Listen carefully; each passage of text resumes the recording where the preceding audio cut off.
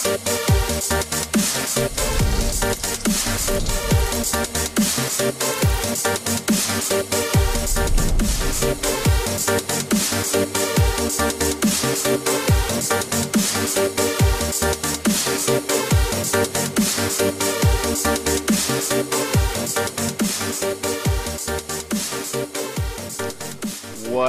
happening, Rifters? This is SundayVR with Cymatic Bruce. I'm your humble host, and we are beginning episode 17. Welcome, everyone, to the virtual shenanigans that are going to happen today. Excellent. So, we have got some things lined up that should be pretty interesting. First, I added some chat. I think this might help in the recordings later, that people can actually see what's actually in the chat. So that's actually cool. So we'll have that there. I also have, the web page on the other side, and the what you can expect for today. Oh, that gets oh man, excellent. And evidently, some people are beginning with ads. I'm sorry, I didn't intend for that to happen, but that's okay. Hello, everyone. Dark Okuma is here. Rift Muckle Glow. Crix98, what's up? Solstice 89, what's happening? Red of Paw in the house. What's up, man? How's Totoro going? Daddy is in the house. Thombert, beautiful philanthropy. I love it. Dire Goat. Caliber Minsk is in the house. Not a double mod day. Oh, we have Caliber and Rubric. That's what I'm talking about. This is awesome. Everyday VR is the man. I love it. AJ from SundayVR, what's happening, man? Oh, so good to see you. That's what I'm talking about. Beautiful, beautiful, beautiful. Excellent. Olivier, hello. Very good. Fantastique. Hola. Bonjour. Good morning, good afternoon, good evening to all of you out there. Another SundayVR episode is underway. We have all of these people on the stream, and I am very excited about what's going on. Let's see what we have happening here. Wow. Jo, oh, what's up, man? Yes, please come back. That will be great. Kurtrock, what's happening? CM Bot is hard at work. Lovely. That's what I'm talking about. So, what do we have on the agenda today? I will tell you what we have on the agenda today. It is going down. We're going to check out the Roman Pantheon, which would be pretty interesting. I hear it's beautiful. We're going to check out the XING GDC Agnirok demo. It's what they showed at GDC, and it's a pretty cool kind of this crazy cart and all of this madness. Is pretty cool. We're going to be looking at RiftWars, the celebrated title by Pixel Router that they brought to PAX and got an awesome crowd. That's sweet. The Voyager Bridge UE4, we're definitely going to be all about that. That is fantastic. And what? Yes, Rift SDK 0.3.1, definitely going to check that out. Atfens is a kind of a space shooter, I think, or like an action shooter game, so we'll check that out. It's kind of new. Flocking in the Rift, tech demo of like some flocking mechanics, like kind of bird action, which is kind of interesting. Mario64 Castle Tour, which should be pretty interesting there. The Terror Engine, I don't know why I do that to myself, but we'll check out what the hell that is. And then Sanic, I just put the Hidgehag because it just goes goes along with that. And then in the chat, ask me questions. I am totally open to them. Please ask them all. The new SDK, we're going to be looking into that, and that's going to be cool. The non-game uses for VR, if you want to talk about that, maybe we shall. In the reserves, if anyone has anything for me that they want to send, any secret projects, yes, that would be great. Vertiginous Golf, supposed to be pretty interesting, and I might be able to check that out depending on time. And of course, there's still Affected Chapter 3 that we have not explored, the Sane Asylum, or Chapter 2 rather.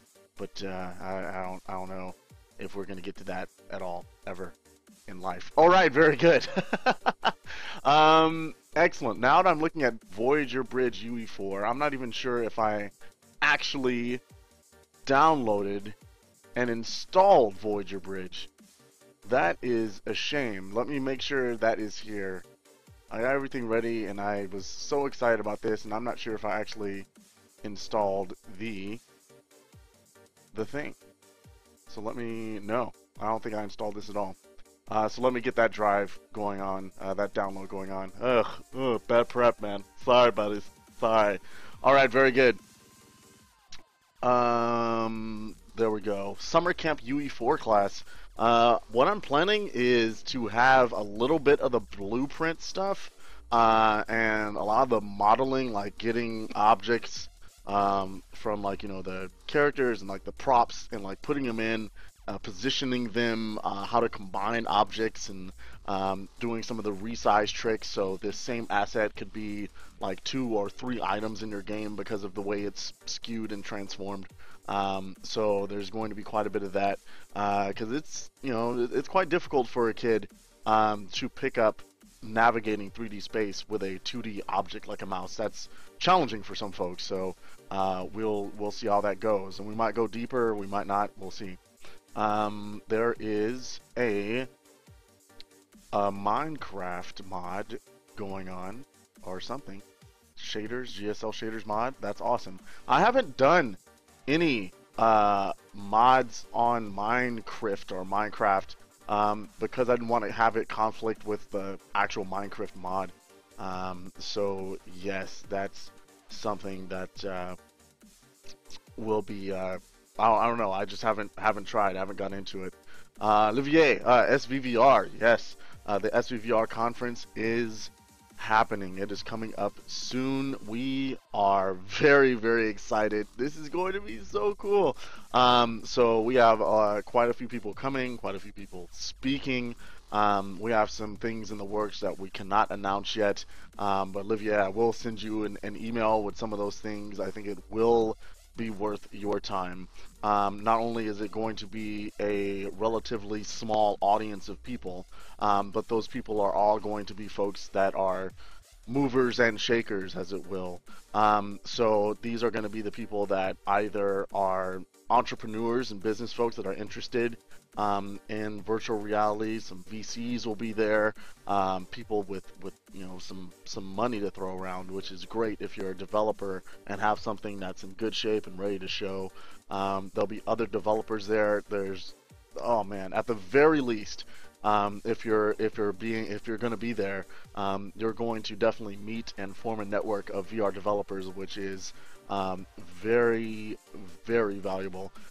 We saw a lot of that go on at CES and also somewhat at GDC as well. So yes, the Road to VR discount, I believe there's still some of those codes left, so you can put those in. If not, you can use SVVR 2014. I think that might have some left as well. So definitely do that. Yes, bigger Bruce. You want a bigger me? We can do a bigger me. In fact, let's do this right now. Let's go. You want me bigger? There you go. You've got bigger. I'm just riding the train. We're just riding the train. You know, just having a good time. So that's cool. Is that too big? Awesome. So yes, very good, very good. If you're wondering about the shirt I'm wearing, rugaming.com. Yes, it's backwards. Oh my god, but it's a cool website started by some of my best friends in the world, and they're covering everything from VR to fighting games, and that's pretty cool, pretty awesome. So yes, so it's kind of cool. Been definitely experimenting with I'm the driving the train. Oh my goodness. So yeah, I've definitely been experimenting with OBS and doing some Worm Slayer choo choo motherfucker. Oh yeah, you gotta take the spirit train. I hope you ready, son. All aboard to the SVVR conference and expo. You want to get your money? You better not be funny. Get on the train to the Mountain View something or other. Awesome. So this is sweet. Very good. Where am I? I'm going back to desktop. There we go. So that's pretty wild. Oh, Rubric, man. Oh, I love you. I love you, man. So random. Um, so yes, Olivier, I will be sending you a more detailed email and maybe some extra information. But yes, I think it'll be well worth your time and efforts, and especially if you have something at the level that you do. You have something that's very well put together, looks beautiful, and it's a excellent like it's an excellent show of virtual reality action. So yes, please come out. Please come out and join that up. And I think a lot of you will be convinced once we make some announcements in the coming days about some of the new speakers and whatnot. But please do. It's going to be wild. I'm very excited. This is going to be the start of something huge, I believe. And me, Carl, and Nana are all very excited about the SVVR conference and expo. But yes, excellent. So, do we have more questions about things and stuff? Yes, about policies. We're still working some policy stuff out. I know that there's several people that have asked about students. People have asked about working the con and getting like a discount or something like that. So we have been really very focused on like getting and nailing down the speakers that have verbally said, yeah, we're down. So we're trying to really nail, like, all our focus has been on getting people that throughout the year we've said, hey, we're thinking about a conference. Are you down? And they're like, yeah, that sounds exciting. So we're getting all of those people absolutely on board. We're being very conservative about our announcements because we don't want to step on any toes or like announce something or make any assumptions. We want to make sure that people are all the way in, that they're ready. And so if you're wondering why some of that stuff is slow coming, that's why. Everyone's hard at work at their VR project. Sometimes it's hard to nail people down. We're being very honest here, but yeah, I think it's coming together and we're very excited. So that's going to be very, very cool. Yes. So a live heart monitor for my horror experiences? Yes, we do. Need that heart monitor controller or something else, right? Oh my god, dude, I don't know why I put myself through some of these horror experiences. They're horrible. They are very just, oh my gosh. I'm just one of those guys that just really gets absorbed, and I'm just spooked out by almost everything. I think any VR experience when you're alone, it's just really freaking, it's weird, dude. Like, I don't know. I can't separate myself very well when I'm just alone. If it's a multiplayer thing, I'm totally fine. But as soon as I'm alone in a virtual reality space, you just get the feeling that it's always something behind you. Same thing with, there was a similar conversation that came up on Reddit on, about, dogfighting and how different dogfighting will be when you don't have that third-person view of the camera and have that bird's eye view of what's around you. When you're in the cockpit and you have the human limitation of actually looking around and not being able to see behind your cockpit, I'm very excited. I'm looking forward to a VR game that is cockpit only, no outside of the plane view, and the just thrill of dogfighting in that environment. I'm very excited. I think that's going to be very cool, and I think that's going to be the genre to dominate VR, like straight up. I think the dogfighting cockpit shooter is going to be the genre that dominates VR, at least for the first year. I think EVR is going to be the start, but I think there's going to be something else that's going to come up. Maybe it's a mode, maybe it's like, Star Citizen with its thing, maybe it's a mode where it's just cockpit only, and it's going to be dogfighting, and I think that something that's quality, you could build a franchise. Like, I'm pretty sure you could build, like, a brick and mortar, like, place for this to go down. Like, I'm totally, yeah, I'm totally convinced, like, that's the case, So yeah, that's my 2 cents on that as far as that goes. Yes, Nate, please keep reminding me of that. Ah, God, I need to start the Star Citizen freaking. I need to start the Star Citizen our core, man. Cymatic core or whatever it's gonna be called. We need to do that. Very good. So we have 131 viewers. That's not bad. So let's get started. Welcome everyone, Cymatic Bruce, SundayVR, and let's actually get into some VR. We've been kind of discussing, everyone has been asking questions, but we're going to get this thing rolling. So, as I said before, we are looking at our first item, Roman Pantheon VR. So let's go ahead and look at this here. Let me change the ticker as well, and go Roman Pantheon VR. All right, excellent. And ticker is adjusted, and there we go. The developer forums does this to me. It's like, oh no, no, it does not exist. No, you were just here, but now it's gone, and now it's back. Very good. So basically, this is a work in progress by Hexagon99. And it is supposed to be very beautiful. The screenshots look amazing. And standard keyboard, mouse, or gamepad controls. So nothing special here. It's just kind of a diorama, but what a diorama. So let's go ahead and take a look at this particular item. Pantheon VR, check. And we're going to go with native resolution for the sake of the stream. Fantastic. Let me go ahead and switch over to game capture mode for this. I am now in the middle. And let me... Can I move this up just a little bit? Oh, that's not good. Okay. There we go. My head isn't always cut off. All right, very good. Just a little bit. Very good. All right. Excellent. So let's go ahead and start this thing off. Let's go. I'm going to pause the music. I'm not sure if there's any music in this, but we'll find out. So let's go ahead and play. I hope there's some like epic Roman music going on. Evidently there's no epic Roman music going on. That is slightly disappointing, but that's okay. Ah, all right. Well, let me get my gamepad here. That's what I'm talking about. There we go. There we go. Cue the Roman music here. I have no idea what Roman music sounds like. It's normally that really epic, like, you know, or something like that. I don't know. Nice slow walk speed. I like this. So there's the great architecture, the columns there.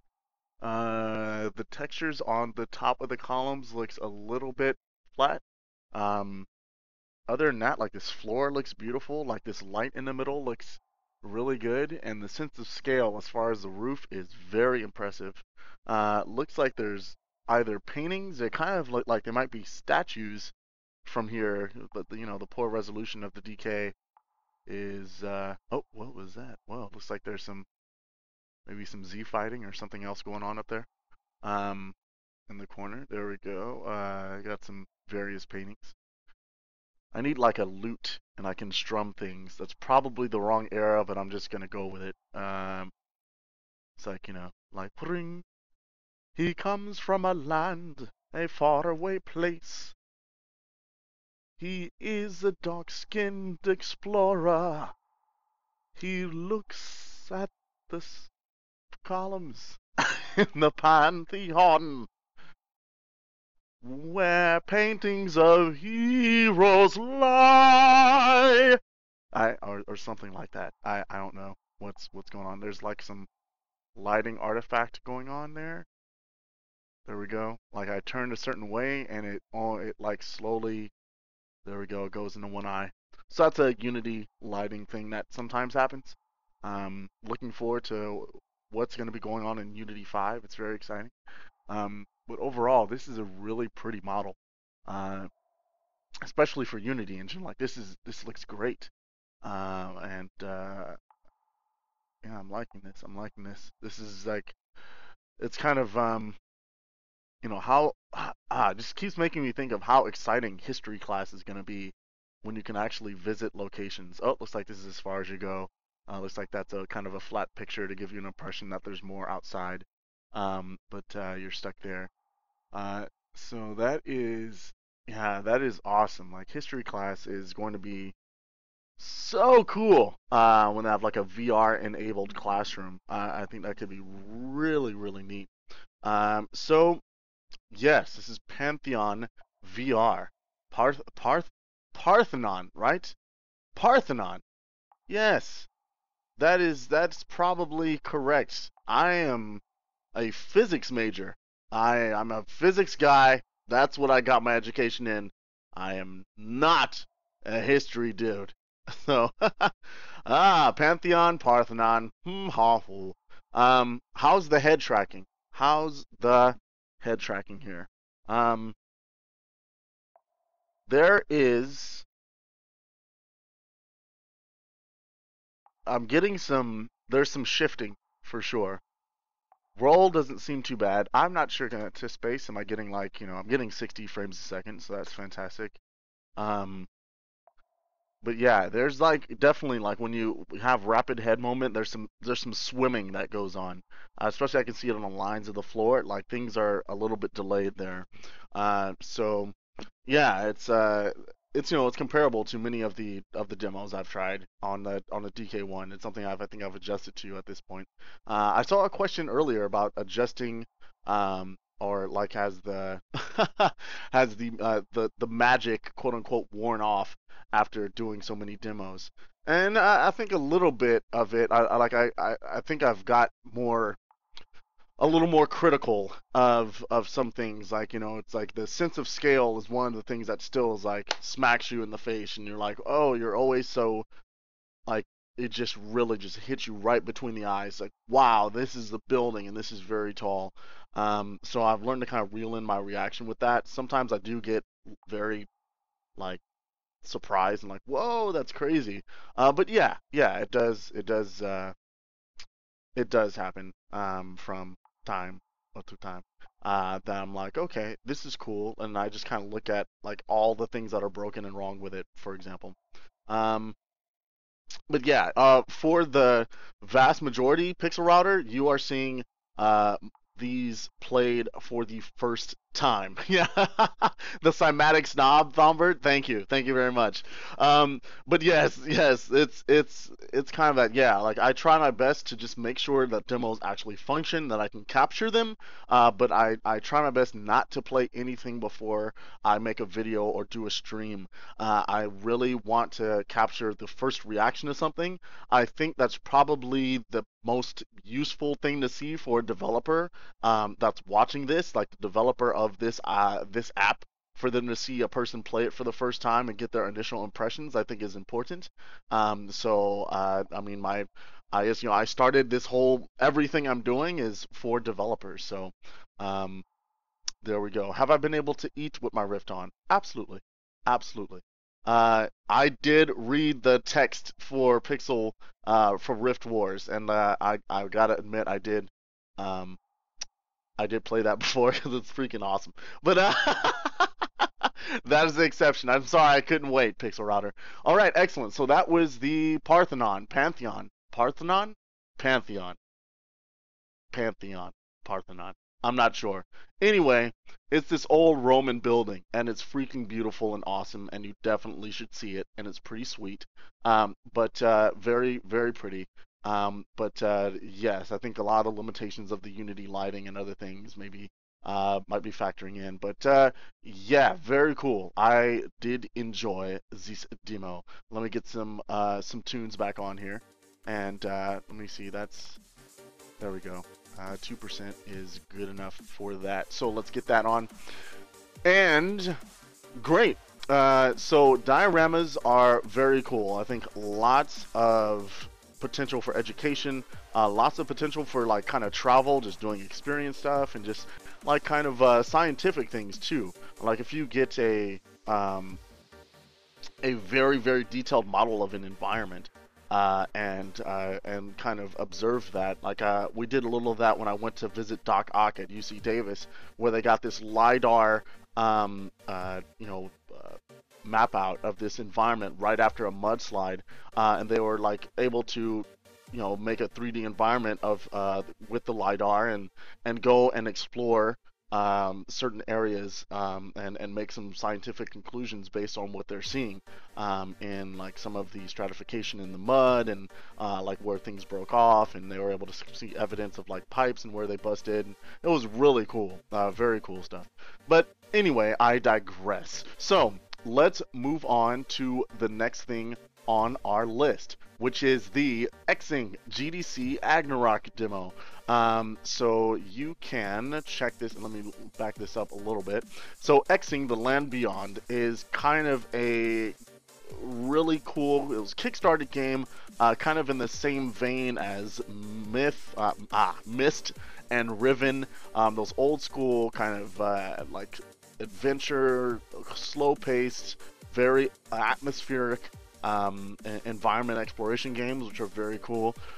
They have their GDC Play reaction video on their site right now, and that's a demo we're going to check out. I believe this cool demo of their it's like this great environment with this cart. Basically it's a cart ride, but it's very nice. They're using UDK. I have no idea if they're planning to move over to Unreal 4 engine.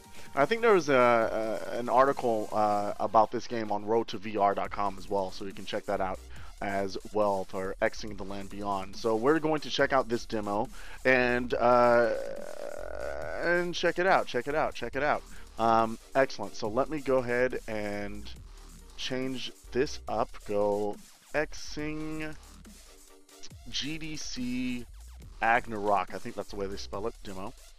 And we're gonna go ahead and change the ticker there. Ticker is now updated, and we are ready to roll. So let's go ahead and do this. XING demo. This one does have music, I'm pretty sure, so we're gonna go ahead and start this up.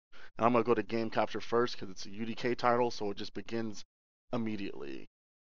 And here we go. Loading, loading, loading. Keep those games a-loading. VR experiences loading. Raw high. Okay. Excellent. So here we go. We are looking at the XING GDC demo.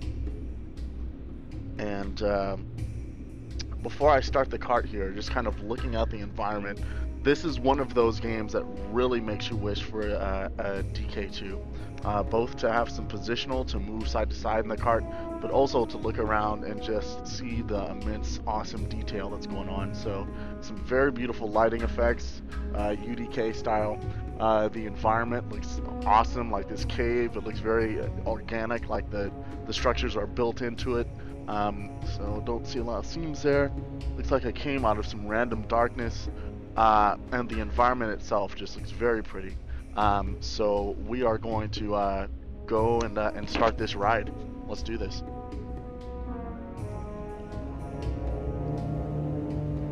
Awesome. It's like some smoke came out of the front of this, like, I'm assuming it's like a dragon head on the front. It's so sweet. I love this track too, the way the track looks. Oh, it's so awesome. So I've got something open there. It's like I'm speeding up. Oh yeah! Slow it down for the door. Speed up again. Oh. Yes. The sense of scale is really, really awesome. Oh, that's great. Oh, waterfall. Oh, that's amazing. It's like Harry Potter, like, removes all. Oh, it's coming out of a giant face. Is that just a, oh man. Whoa! Ah! I was not prepared for that. Whoa! Crap! That did not open. This is pre-alpha, people. Oh no! Alright. Nice. It's kind of some sharp turns going on, but whoa. Holy crap. There we go. Oh. It's changed everything up. It's like I'm in some kind of crazy lava madness. Oh, that's wild.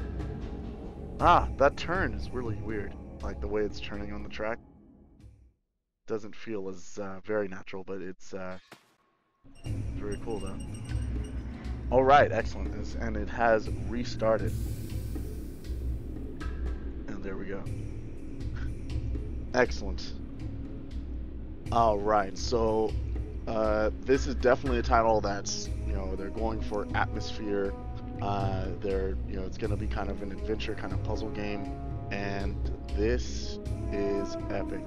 I don't believe this demo is actually available first. Oh, I need to do it again. It froze for some people. I will do it again. That is no problem. Let me take a little swig here.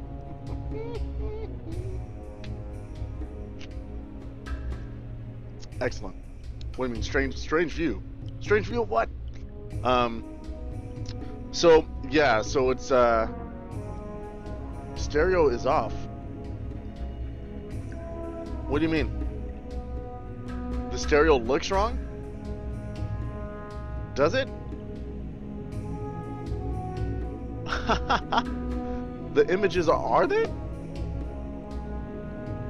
What's going on? Like, I'm looking at it, it doesn't...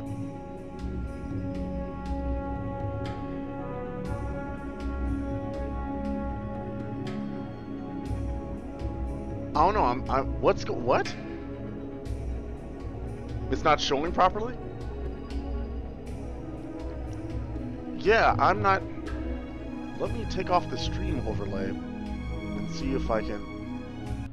Is it gonna let me do that? Okay, excellent. Let me get out and... Weird!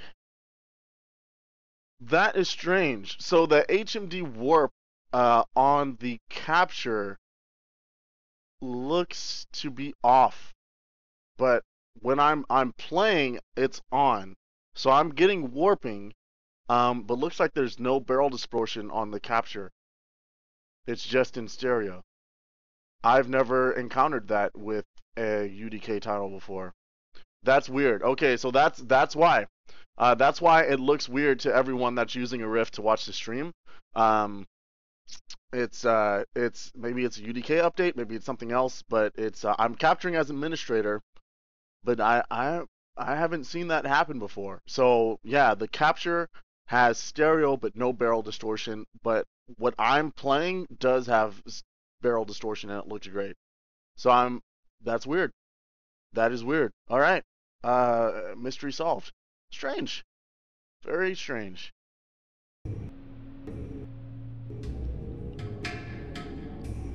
So weird. Yeah, I don't know what that's about.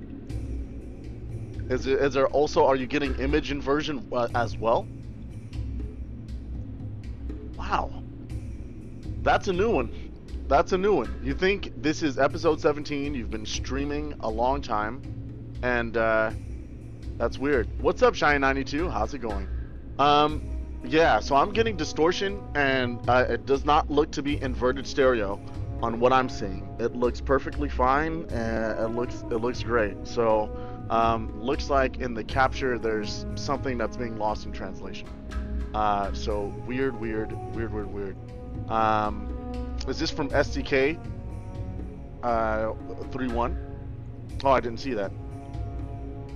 I did not see that at all. Really? But this demo is not, yeah, like this demo, it's a UDK demo, it's not compiled with 3.1, right? Like, it's not just gonna magically take it from the new SDK that's just released. I got this demo like a week and a half, 2 weeks ago almost. Ah, all right, excellent. Well, we are debating in the stream, I guess, about whether this is what the hell that's about. That is very interesting. Well, we'll see when we actually try some 3.1 stuff and see what the hell is going on with that capture. But it looked beautiful to me, and it was all stereo was correct, and the distortion was correct. So it looks great. Anti-Cleric, you have a good poll? Lay it on me, my friend. Give me the poll immediately. Tell me what I should be polling right now. Should I? Oh, that is great. Let's stop this. We'll end this and stop this. We'll get a new poll up. Anti-Cleric is asking, should Technolust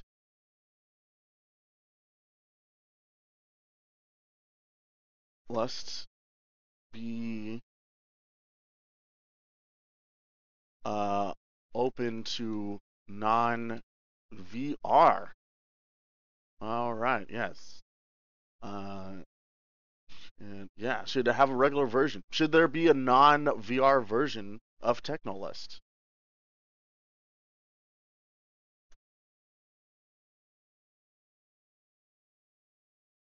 Excellent. And the answers are James Cameron. No, it's yeah, I would say yes. Some folks would love that. No VR. Make it a VR exclusive. Or undecided. All right, excellent. So we have that going on. Let's go ahead and start the poll. Yeah, so for those of you that don't know, Anti-Cleric is in the chat right now. And he is a dev of a great title called Technolust. It's really fun, really amazing, great experience. But yeah, he's debating whether it should be a non-VR title. And other devs out there, like, are you debating? I mean, we're all like looking at this situation like, hey, is the Rift going to be out this year? What's going to be the software platform? A lot of devs have been working on things for maybe a year or maybe over a year, and hey, they have to pay the bills, man. Do I open this up to a non VR audience just to make sure I have a wide enough audience to have my game succeed? So I think that's a very interesting topic to bring up, and a very difficult question that a lot of devs face right now. It's, you know, you're trying to put your application out there. You've got a lot of positive response from the community. It's very positive, and everyone's excited. And then you're like trying to push the Kickstarter and get it rolling, and you know, it's like, hey, what do you do to get over that hump, right? To make sure that everyone hears about what you've got going on, and also that people like it, you know? There we go. Every day, the man playing Technolust. Excellent. Very good. So I think the deal is, with opening it up, it's as if you're making two games at that point. Or it could be, depending on the type of game, you could be making two games there. It's like, you know, like some things that are very interesting and very cool in VR are just boring and not very cool on the flat screen, you know. And it's like, you gotta, it might be like, you know, designing an experience in two different ways to make sure it's engaging for both types of player. Do you have the time? Do you have the resources to actually do that? Or are you going to be satisfied with concentrating on your efforts on VR and just like, yeah, it's compatible with the screen, but prepare for some weird experiences because it's designed for VR. So I don't know. It's a tough question. All right, very good, excellent. Thank you for bringing that up, Anti-Cleric. Awesome. Road to VR, Paul. What's happening, Paul? Awesome. Excellent. So that was XING title had a successful Kickstarter, from what I recall, and they have been building some good momentum with that latest demo. It's pretty cool. It looks great, very atmospheric, beautiful game. So very much looking forward to more from those folks. So that's XING in the bag. We are moving on to our next title, which is RiftWars. Fantastic. Excellent. This is the latest from Pixel Router. Made this awesome title. called RiftWars, and it was a team effort of 2. Is very neat, and it's really pretty and has some very cool gameplay mechanics going on, and it was a huge hit at PAX. I just lugged a freaking Rift and a desktop, found some plugs, and next thing you know, he has a line around the corner for everyone to check out, and that's freaking awesome, and I love that that happened. I absolutely love that that happened. So, fantastic. So we're going to check out RiftWars. Yes, I've read the README, so let's do this. I don't know why it's, there we go. Pixel Router is actually in the chat right now, so he is going to check this out. That is a massive picture. That picture is amazing. All right, what are we doing here? We are starting out this experience. I'm going to empty my recycle bin for some reason, and I'm going to start RiftWars. And here we go. 1280 by 800 Rift-tastic is the only quality you need. We're going to switch to game capture mode, turn off the music, and we are going to go ahead and check out RiftWars. Described as a cross between Star Fox and Geometry Wars. I am all in favor of this. This is fantastic. Let's play.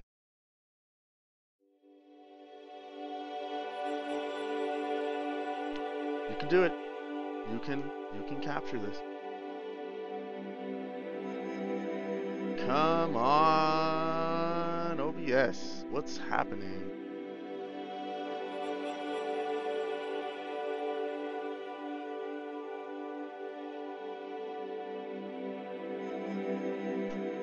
Interesting.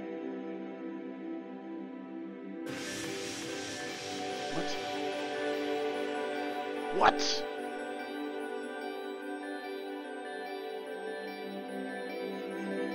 Now it's disappeared. What's going on? Alright, let's try this again. Did the last experience not close all the way? That sometimes happens when one thing stays open. Okay, let's give this another shot. That's exceedingly strange.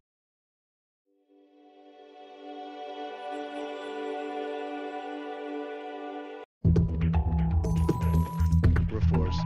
Press start. For the love of everything holy, please.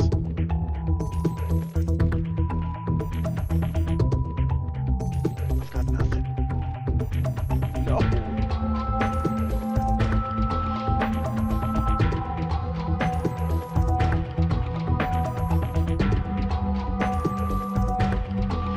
Wow. Your title refuses to be captured, Pixel. The music's awesome. Why does it refuse to be captured? Unbelievable. It's taking off. There we go. Let me actually. Watch out.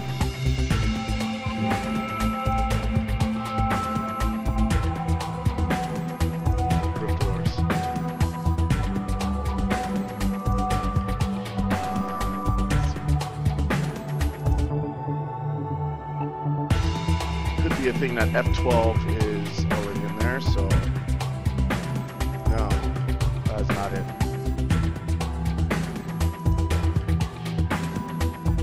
No, no. All right, hold on. Making something happen here, people. Here we go. Got some good music. It's all dark. This is the best stream ever. Hang on. It's coming. I swear. I swear. I've got game monitor capture. Window capture. Can I do this? Do it. No. It just refuses. That is a strange thing. That music though, it's so awesome. I'm confused. No! Alright. So it's not going to capture full screen. So this is what we're going to do. We're going to change this up. And there we go. Disappears. That's fine. Always a workaround, people. There's always a workaround in this process. Very good. It doesn't. My computer is not even seeing RiftWars. Like I alt tab and it doesn't even see it. It's like, what? There's nothing there. What are you talking about? So this is what we're gonna do. We're gonna do RiftWars. We're gonna make it windowed. It's still gonna be Riftastic, and we're gonna do desktop capture. And we're gonna get rid of the chat box and let's do this. I'm gonna have to move this window here, and I think that is gonna work out for us. Hopefully it will not kill my frame rate. Yes. Move this just a little bit, a smidge to the right. Just a smidge. Alright, excellent.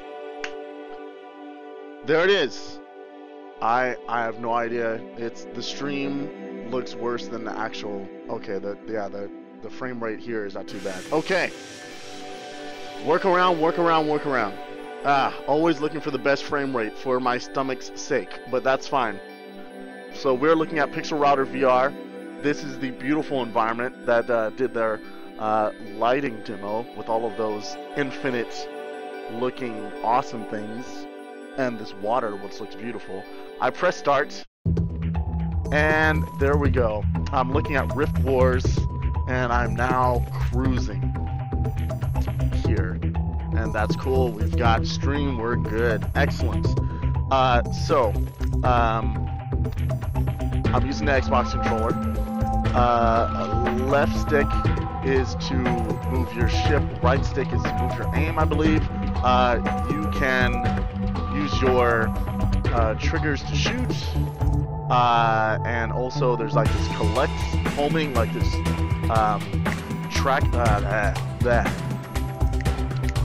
tractor, like tracking beam.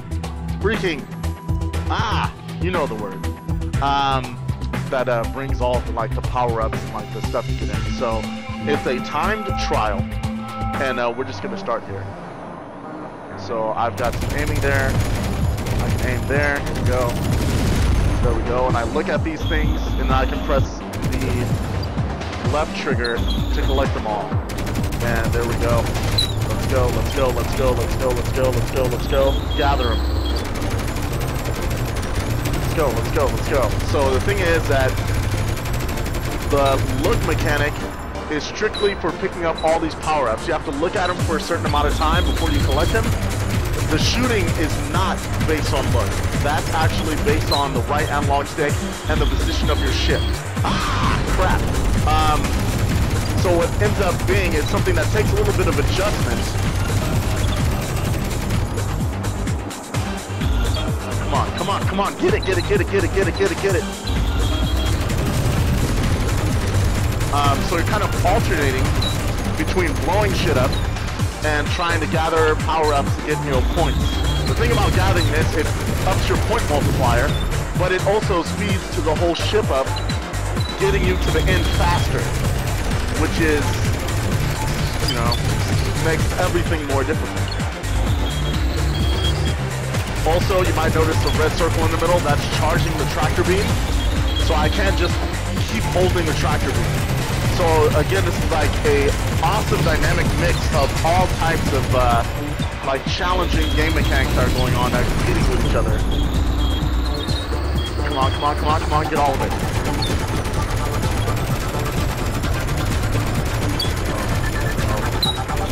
This is going to be so much better than with the DK2 because you'll be able to see farther in the background.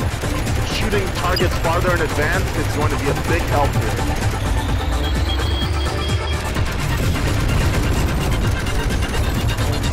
Crap.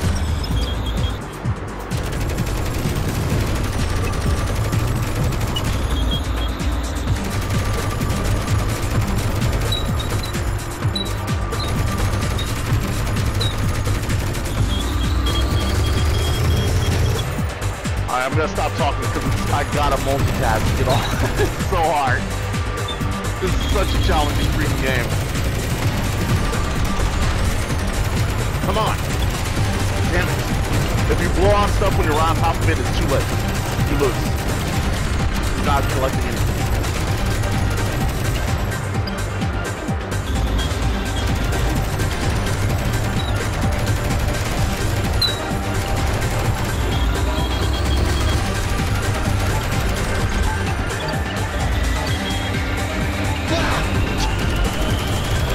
No clip, baby. Is that it? That's game. 156,000. Horrible. Horrible. Ooh, Jesus. So that is the incredibly intense, absolutely ridiculous, freaking awesome RiftWars. Someone broke a million. Someone broke a million? Are you serious? Oh my goodness. Yeah, that's crazy. The amount of like multitasking that is happening is just crazy, because you have to shoot things as far in advance as possible. So you got that accuracy thing going on, because when they bust, then you want to like go and look and collect as many things as possible, and then like freaking collect those things, and then while you're collecting, shoot some more. You know, it's like if you're shooting something that's too close, you're losing the game. You're losing the game if you do that. Freaking awesome. This title's freaking awesome to me. It's sick.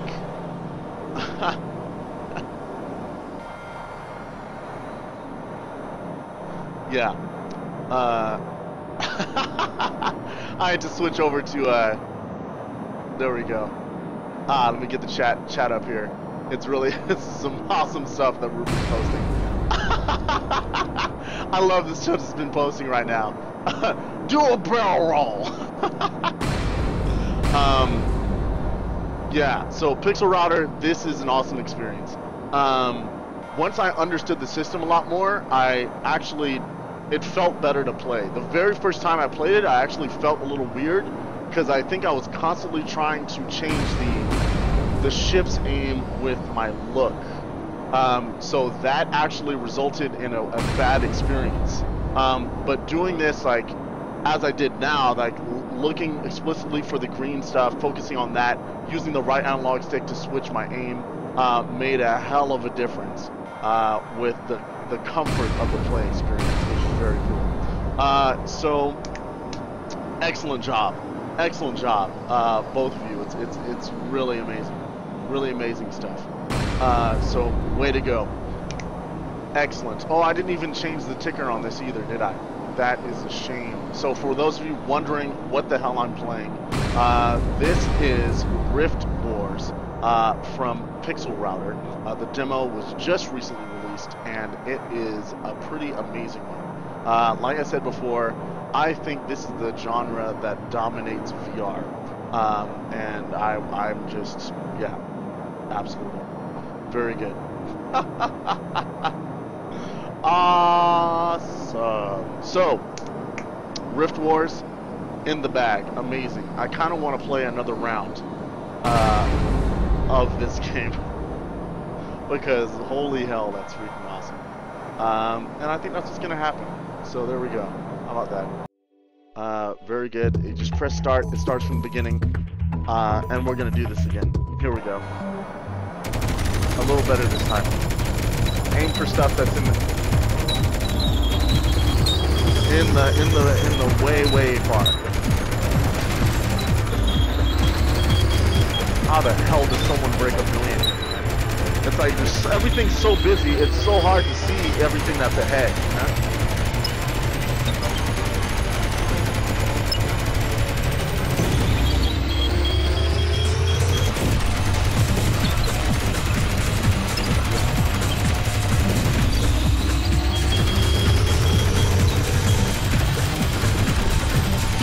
Damn it, it's going too fast.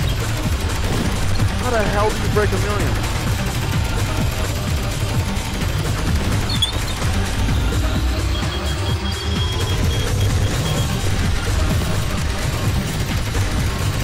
I got the feeling I'm doing better. but worse at the same time. Come on, come on, come on, come on, come on, come on, come on.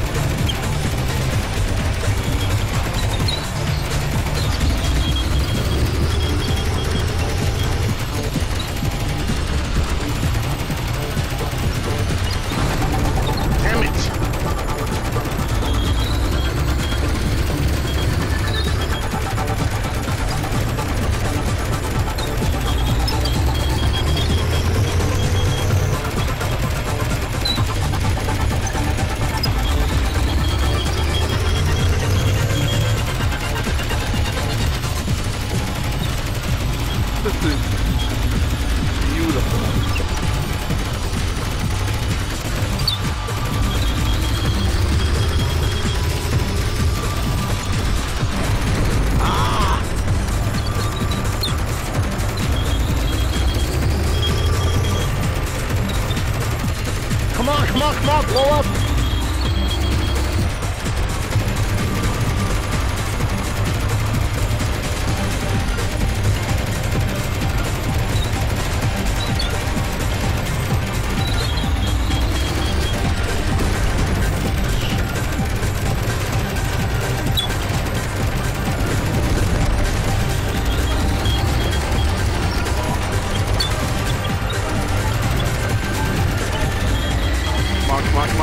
Come on.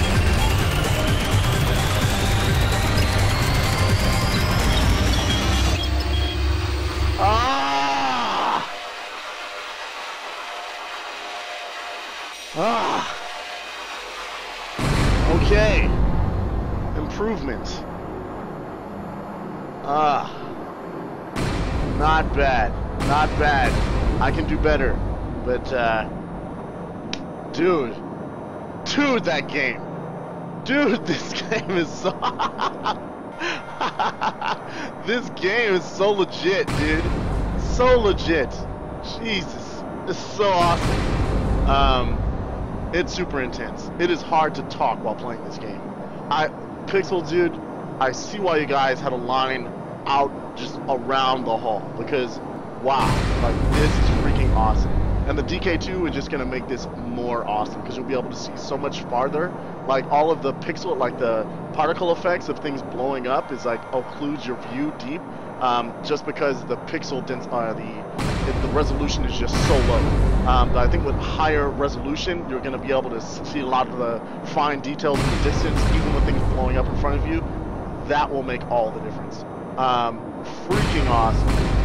Freaking awesome. Well done. Pixel Router, once again, making a beautiful experience. Way to go. Excellent. So, that was RiftWars. So sick. So sick. Alright, awesome. It's like, yes. So, going back to that last question of, does the magic wear off? No, for some experiences, no. It does not wear off. That is still magical. That is just some things you just play and you're like, oh yes, I will be playing this forever. Question for Bruce was back here that I'm still looking for. Question for Bruce: how does it feel when you ram into something in this game? It feels weird. I've gotten used to it a little bit. It feels running into objects and clipping through them feels worse when you're in a walking sim. Like when you're flying, it happens so fast, you're kind of like, you flinch and it's okay. When a walking thing, it feels really weird. Like sometimes I get to the extent like I have to close my eyes and just go through the object and then just be on the other side because it's so jarring to just suddenly be on the other side of something. Like I played some demos where I go through a wall and then suddenly nothing but blackness, and it's frightening. It's like you're just all of a sudden you're like in a black hole. It's really weird. So awesome. So what we just got done with was pixel routers, RiftWars. Excellent. So we're gonna move right along with the program. The next thing that's up is Atfens VR. So we're gonna check this out, and also we're going to get this the bridge demo installed as well. So bear with me as I do that and get that done. Oh yes. Atfens VR is the place to play. When you have VR, you can play it all day. Alright, very good. Let's go ahead and do this. Bridge demo. Voyager. Cool. And we will copy these things over. Very good. And very good. So let that happen while we look at Atfens VR, which has some epic things happening. Sauce? Alright. So, Etheria, you're home. Just thread. Oh, the music stopped. No. No, restart now. Epic music. Alright, there we go. Here we go. Are you ready? Let's do this. And cue the music. Etheria, your home, is threatened by an invasion. The helpless and frightened people run away looking for help, focusing all their hopes in silence. They believe they have found a way to save their world, but who will take the responsibility? This time, destiny chooses you. It's in the hand of chance to save the world and all the things you love. It doesn't exist easy. What? It doesn't exist in easy war. That's an interesting sentence. So take control and make them regret. Atfens VR was created by Peter to play video games and Crazy World Studios exclusively for the Oculus Rift. Excellent. So this just seems like it's supposed to be an action shooter. It is sounding epic. I'm loving the graphical work that's done here. I'm happy with this. This is kind of sounding exciting, so I'm looking forward to seeing what the hell it has to offer. I haven't heard much of this besides that. Jibidoo? I'm going to come back to that. There we go. And there we go. We can close that down. And we're going to go ahead and start up Atfens VR. Where are you, Shortcut? Show yourself to me. Do not hide from me, Shortcut. We have limited time here. Shortcut, please. Shortcut, please. I know. There it is. Weird. Okay, it has a weird little thing. It blends into the background. I think I need to change my background at some point. So let's once again go with native resolution. Let's go with high quality. Let's try it full screen, and so hopefully that will capture. I'm not sure what's going on there, but we'll switch to game capture mode. And don't forget the ticker. Thank you, everyone. Azray, thank you. Atfens VR. Excellent. So we're changing that up. I'm not playing Voyager Bridge yet. No, I'm playing Atfens. I'm sorry, Rubric. Change it up. We're playing Atfens. Atfens, not Voyager Bridge. Atfens. Let's see. There's so much going on in the chat. This is true. Alright, so we're just going to start this experience up and see what's going on. F12. Fantastic. Alright.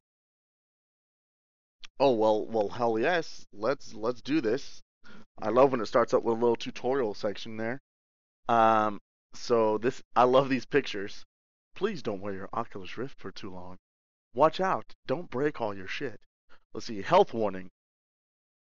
Play in wide and obstacle-free areas. It is recommended to take a 15-minute break after each hour of gameplay. Stop playing immediately if you feel nauseous, dizzy, or tired, or if you have a headache. Great warnings. These are great, and reminds me of kind of a Wii U type thing. That's pretty awesome. Press A. Don't make me lose head tracking when that happens. Just fade out. Personalized score. Atfens VR. Start. Exit. Ah, okay. Pizza, play, programming, graphical design. Yes, yes, yes. Things. Crazy, crazy, crazy. All right. We have some tutorial action here, and different languages as well. Let's see. Change weapon. Run.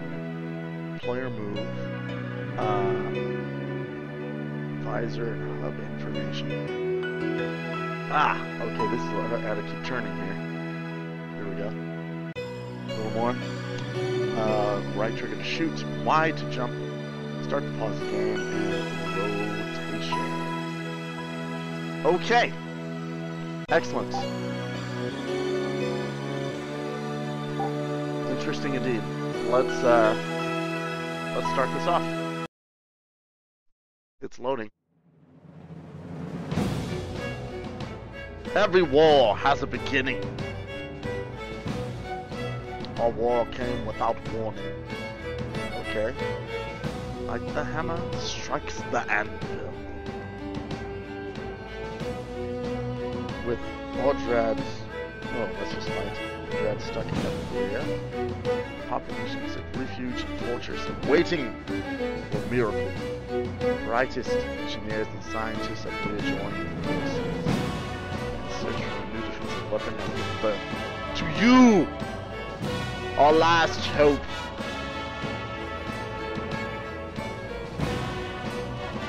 A dim light, starting to shine. All we need is a hero. Yes, yes, yes. Good. That's kind of a cool intro. It's like, look at this storybook. It's about to go down. Prepare your face. Excellent. Let's press A. The loading screen would be alright if there was head tracking. I would like to have the head tracking in the loading screen. It feels like there's just a environment stuck to your face, which is weird. I am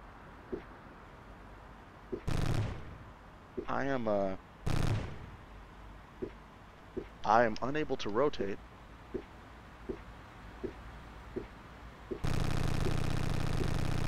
I press R. Is there... Okay, this is interesting. So I'm using the right trigger on right analog stick and I'm not rotating. I'm not sure. Ah! I see! Okay. That makes sense. So I am actually controlling this thing. I am blocking tanks. And... This... Oh wow. This is challenging. I can switch between, looks like I had a couple weapons there. I have like this kind of missile situation going on. I have like...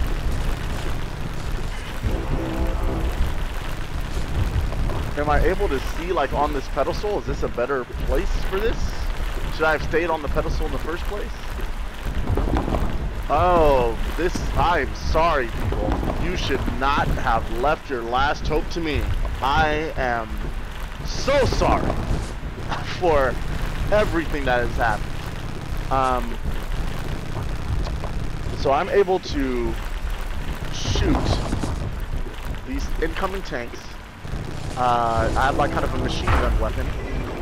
I can adjust this and like shoot kind of like these, I guess it's kind of grenade launcher type items. And then it's like I have these, but I'm not sure what's actually... It's just shooting straight up. I'm not sure if it's actually hitting, if anything is coming around that way. Oh, no! Okay, so I get kind of a clue by the number of, I can look around and see, oh, this thing is totally dropping tanks in such and such location. I almost think this is too much to manage. Like, this would be really cool if this was multiplayer, And it'd be like you're doing this, and like, dude, incoming behind you, and then just swing it all around and just go to the other side. Because this just seems like unwinnable. Like you move too slow in the middle to actually see or do much of anything. This is my personal high score was you lose. That's what this is about. I'm loving Rubric. I love you. I love you so much. Like, why God, why? So great music. Gameplay is interesting. It's a weird gameplay design for sure. Like, I'm not sure how you effectively. All right, let me start again and just stay in the pedestal and see if at least I could actually see the unit being zoomed around, or if I could like get some kind of hint, because I might have just been like holding it wrong, you know, or doing it wrong, you know. It's like just see what's going on. So if I stay here, like, I guess it's meant for you to stay in the middle of this, right? But I have no idea. Like, I can't see the unit. There it is. Okay, excellent. So there was tanks dropped over there. So again, this is probably better played standing up. So I can see there's some tanks coming like that way. And alright, there's like, he dropped a tank over there.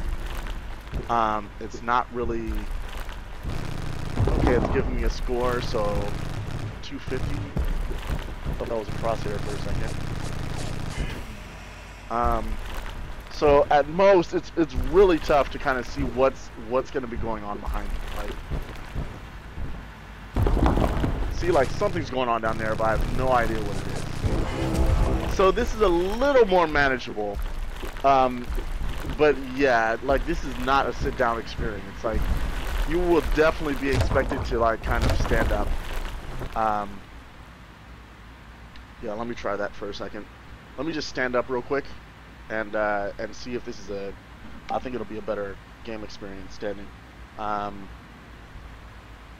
let's not look at Bruce's crotch, and let's just shift that a little bit and let's do this. I think it's still this camera is still not going to get me, but that's fine. Or maybe it will. Maybe, barely. All right, excellent. Let's look up Bruce's nose then and do that. Awesome. All right, let's go. So, yeah, this is it has to be played this way. Like, there's pretty much no other way to play this game.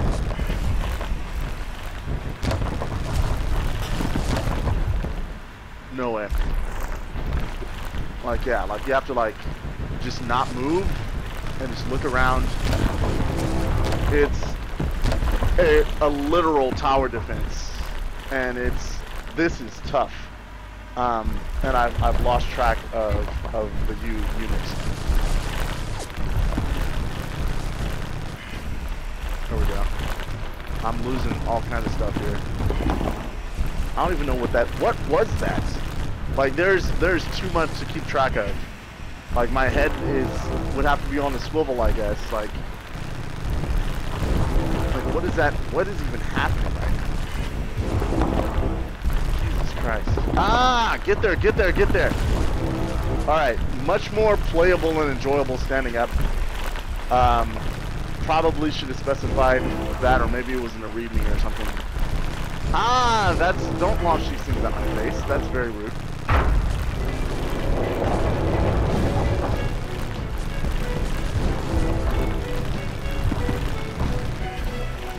Oh, Jesus.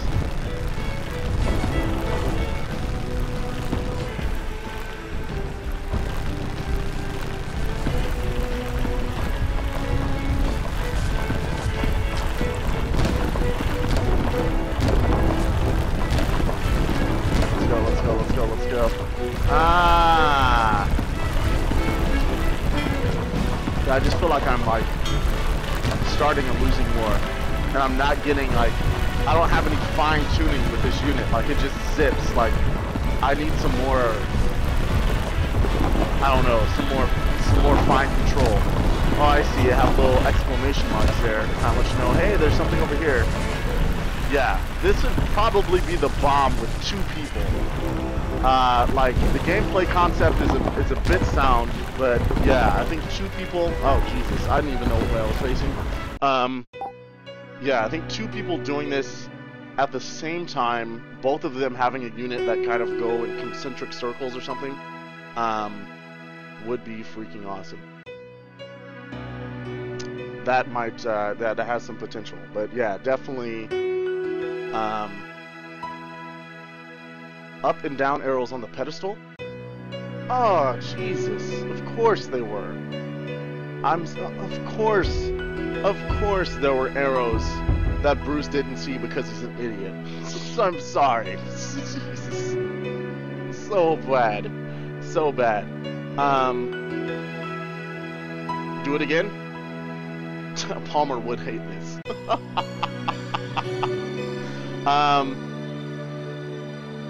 Yeah, let me see. I didn't remember seeing anything about that. Is there something to control the platform? Change weapon, player move. There's information. Corner. Jump, pause the game. Rotate and shoot. I didn't see anything. So there were blue arrows like on that platform in a place. Like I don't. It was on the railing. Did not see them. Very quickly. We're not gonna play a full game of this. This is gonna be super duper quick. And see what this is all about. Let's see. All right, let's do this one more time. Load please, load please. Let's go, let's go, let's go, let's go, let's go. All right. So down. Oh.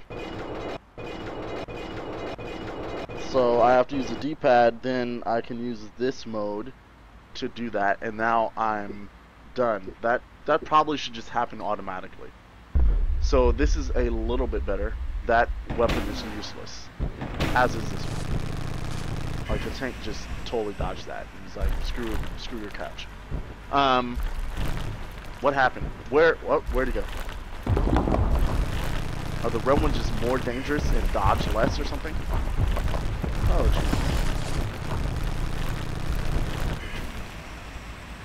Yeah. It's a better view, but it still doesn't get any less difficult. Like this is still tough. Like I'm seeing more, but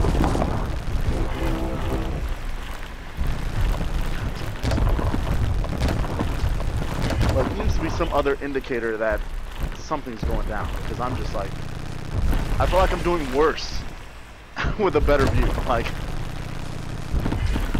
all right. So you get the gist of this experience.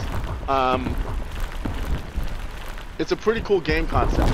I think it definitely needs to be tweaked to, like, the experience definitely needs to be changed to either give you more clues about stuff that's happening outside of your view, or just to add another like player. That would be amazing. So yes, very good. There we go. That was Atfens VR. Very interesting title indeed.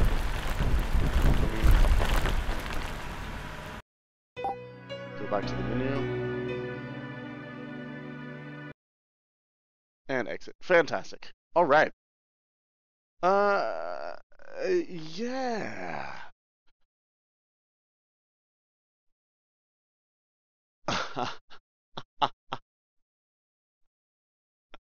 Oh my goodness. The cat picture is hilarious. I love 420 plays it. Oh yeah. Let's get holy. Beautiful. Wow. Okay. Yeah, so that is an interesting experience for sure. digging it to a certain extent. I think it needs some.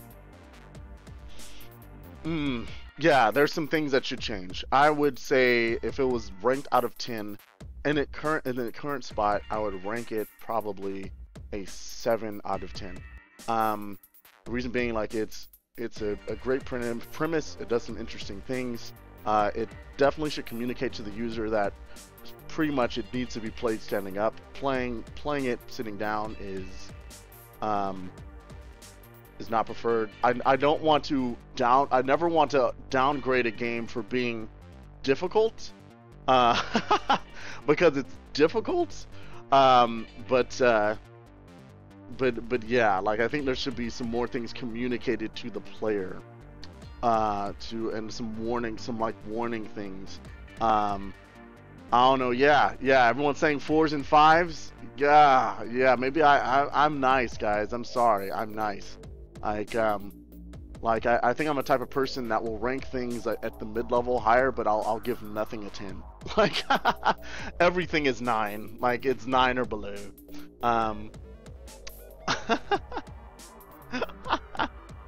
I'll give that a solid Joe Higashi. That's what I'll give that. A solid Joe Higashi. Boom. Beautiful. Yeah, everything 7+ is not helpful. Like, I do agree. Yeah, I think it's difficult for me because you know, I don't know, when you know how hard it is to design a game and how much work goes in, and how proud you are when you're like, yes, I have this complete and it works and it's there. But yeah, I mean, that's some definitely major issues with communication with the user as far as how to play the game, what they should be doing. But yeah, I think honest feedback is the best thing for everyone, and I try to do it in a way that is not condescending or disparaging, but honest as well. That I just want to make sure people know, like, hey dude, this is the deal. I think you did a great effort. I like the style, I like the concept. You probably should think about making it multiplayer. You probably should think about communicating more to the player, like having a tutorial level or something. And you probably should think about you know, as far as difficulty, giving the player more clues, for sure. Absolutely, philanthropy. I definitely agree. Definitely agree. Okay, let's do this.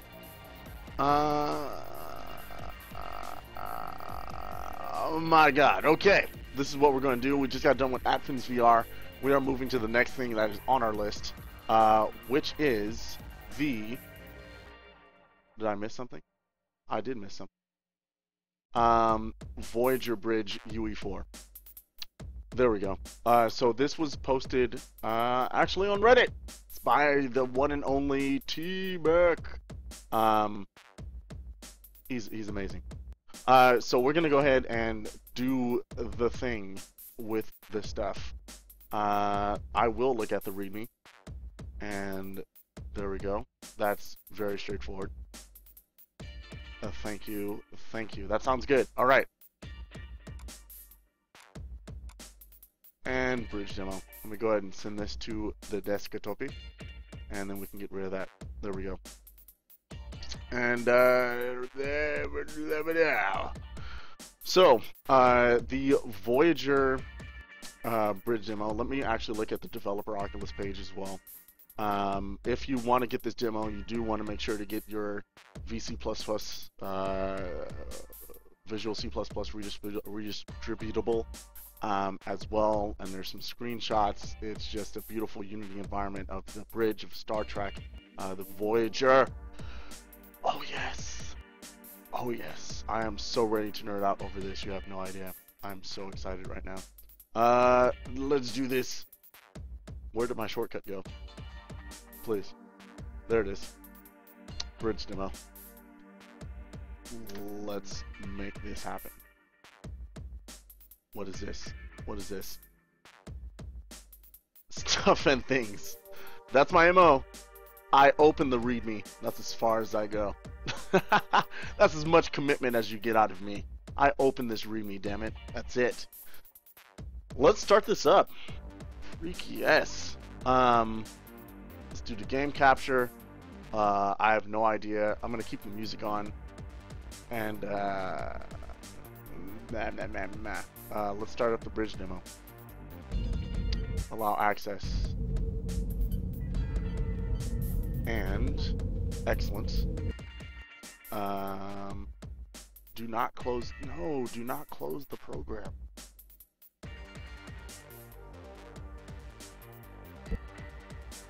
No, no.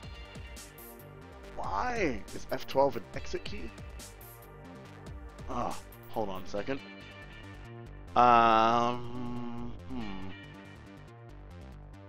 Let's change this to something random. Question mark. Okay, let's start this again. OBS sometimes has a conflict. F12 is normally what I use to start capture.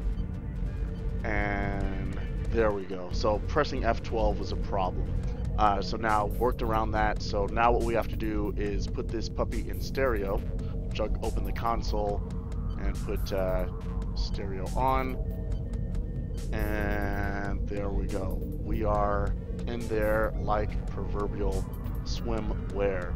I think we might have a similar issue with no distortion going on the capture, but I'm not completely sure. But let's just go ahead and move forward with this and check it out. So this is a cool diorama of the Star Trek Voyager Bridge. Let's slip into this. Alright, let me actually also bring up my FPS. I want to see what my FPS here is. Stat FPS, and see what I'm getting here. A solid 60, which is good. Alright, excellent. Alright, excellent. Got a decent walk speed, standard controls with holy crap! Pressing A fires photon torpedoes? Are you serious? That's awesome. So I'm peeking into the bridge here. Yes.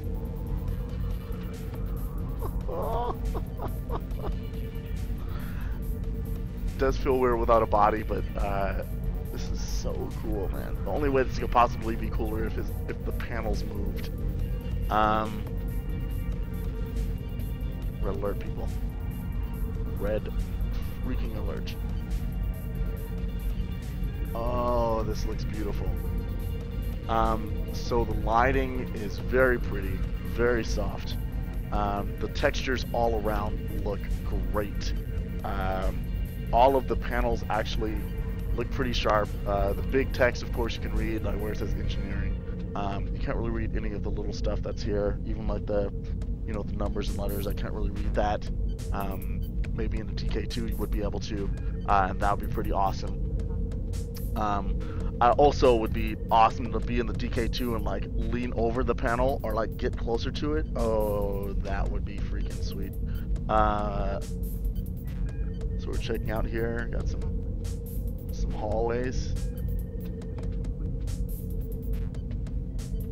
Let's go. What's up? Can't open this door. I want to see more. Where's Janeway? Show yourself. So we have. Captain, I've observed something peculiar about the pulses. Come in. That's awesome. That's a great trigger. Captain, I've observed something peculiar about the pulses. Sweet. They're getting faster. It's good. The interval between each pulse has decreased by 0.47 seconds since we arrived. I can offer no explanation. That's only one of the mysteries we're dealing with, Mr. Tuvok. Take a look at it. Captain, I don't think we're alone. Mr. Tuvok, run a lateral EM scan for me. Coordinates 81 Mark 40. Oh, this is Running wonderful. What do you T-Back, see, Mr. you Paris? glorious bastard. It's like I love you, Captain, man. I don't think we're alone. It's great. So it looks like this has I don't think we're alone. location triggers that activate sound bites from the show, which is fantastic. Coordinates 81 Mark 40. This does nothing. Running scan. What do you see, Mr. Paris? That's how you do a It's diorama, man. like a reflection. Something low orbit when it moves into a certain phase from the sun. Awesome. Correct. I'm picking I've up. pushed all the buttons now. There's another ship in orbit. Using some kind of cloaking device. Looks Some like that is the devices we only know, thing. Captain.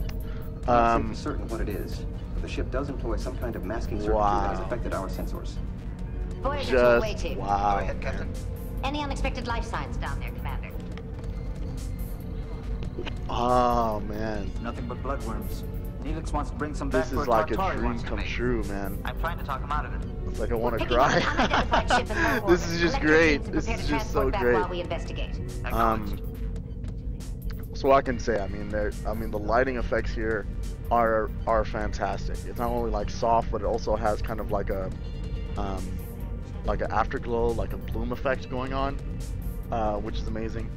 The view screen is quite interesting. It's hard to describe. It's like it definitely gets a feeling of 3D there, but it also feels like a screen, like it's flat. Like I don't know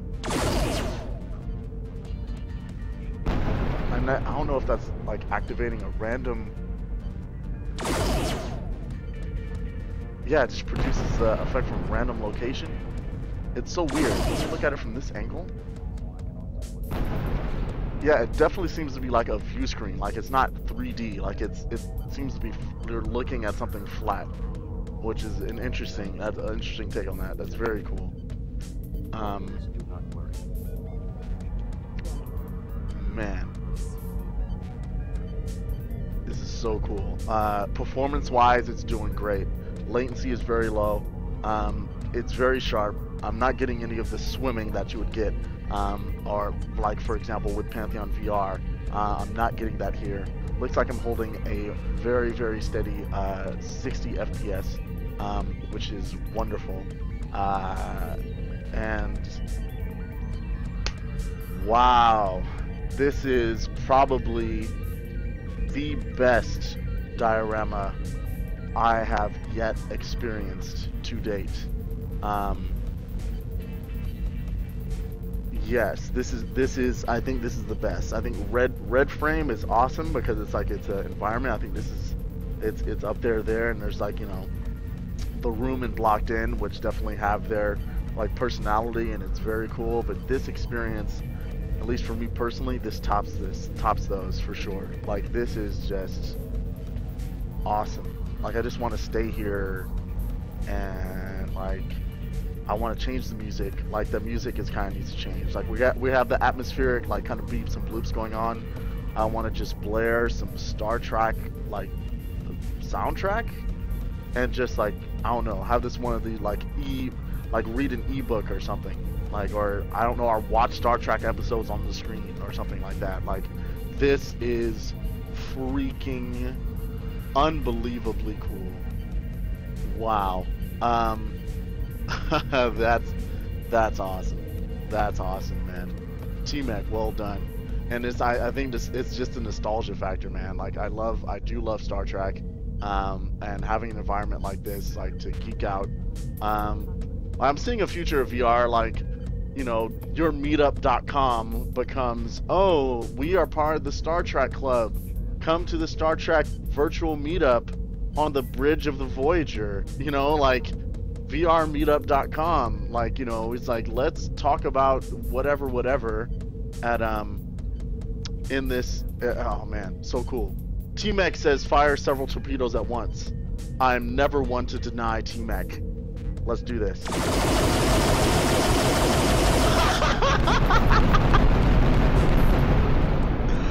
That's awesome, man. That is so sweet. So T-Mac, is this, I'm assuming that this is like a screen that is based upon a camera that's viewing something else that's being produced in real time.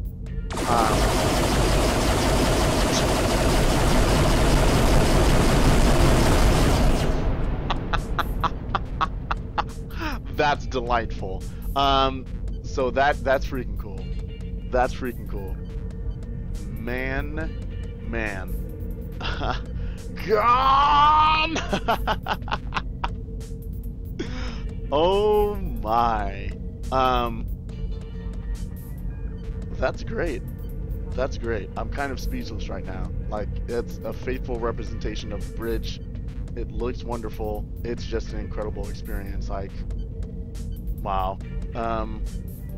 I think this is what I bring to like a sci-fi con, dude. Like I just bring this, like bring my laptop and this to a sci-fi con and like maybe charge $1. and T-Mac, I'll give you half. I'll give you half, dude. I think we're gonna make all of the money, is what I'm telling you. But there we go. Let's exit out of this experience. And wow, that is something else. That was great. Gone. Excellent. There we go. There we go. So yes, TARDIS diorama, dude. Yes, that needs to happen. Well done, T-Mac. That's going to be, yes, philanthropy, please do that. Pressure BBC. I fired all of the torpedoes. What are you talking about? All of them. I have no idea what torpedoes we have left. All right, very good. So that was the amazing and awesome diorama of the Voyager Bridge. Very well done by T-Mac. Excellent stuff. And I look forward to seeing more of that incredible action. Wow. Oh. Okay. Let's keep on moving. Let's keep on moving. Let's keep on going here. We're going to do more, see more, make more. Next on the list is the SDK. 3.1. Really? Are you serious? Come on, people. Oh, okay, very good. So you can go to downloads and get the latest SDK from here, version 0.3.1. It comes with a few things that I can show you now. So I got my Oculus SDK 031. So I've got Oculus World demo. It's a new configuration utility. There's a new Unity demo and so on and so forth. That's in there. So this is all of the awesomeness that you're getting if you get the Unity demo and also the actual just core C++ action going on. So let's do this. So first let's take a look at the new configuration utility, and let's just go ahead and open that up. So there we go. It looks a little bit different. It's still giving you DK1, a generic serial and firmware. Looks like that has been switched, so something needs to be corrected. It's going off of my last profile, so it still has C cups there. The change there is that you can change the eye relief, how close or far you are. I'm about here, like about number 3. So you can adjust that, and that's pretty interesting. Awesome. And then it has my username. It still has that in there. Still has, hey, my height, my gender. If you go in advanced, you can get some info about eye to neck distance, horizontal and vertical, and eye position for your device, your IPD, eye relief. You can, give some other things there. I don't know if that's even changeable. This is to measure. It probably takes you into the IPD measurement tool, and then you have the demo scene, which we'll go ahead and begin. Let me see if this actually. I'll exit out of this. Let me go to game capture. I'll start the demo scene and see what we're looking at here. If I even does it even capture it for? Oh no, I changed this up, didn't I? Okay, very good. So we've got the demo scene. It's very much the same. You have the dude, you have the door, you have a car that's behind you, and there we go. And there's not much. This is just to kind of assess, hey, does your height and everything feel right? And yeah, so it's the same as before as well. Nothing too different there. All right, so there we go. So that is the new configuration utility. Let me see if Oculus World Demo actually... Oh, right, it's working from here. So let's do this. This is the Oculus World Demo, I believe. This is based on the C++ of the just the 0.3.1 SDK, as far as I know. Let me remove the chat box here, and so everyone can get a look at this. All right, so for those of you that were wondering about some of the changes in 0.3.1, there are some interesting things that are happening here. If you haven't yet, you really do need to go and check out every day his video on this, on explaining time warp and so forth.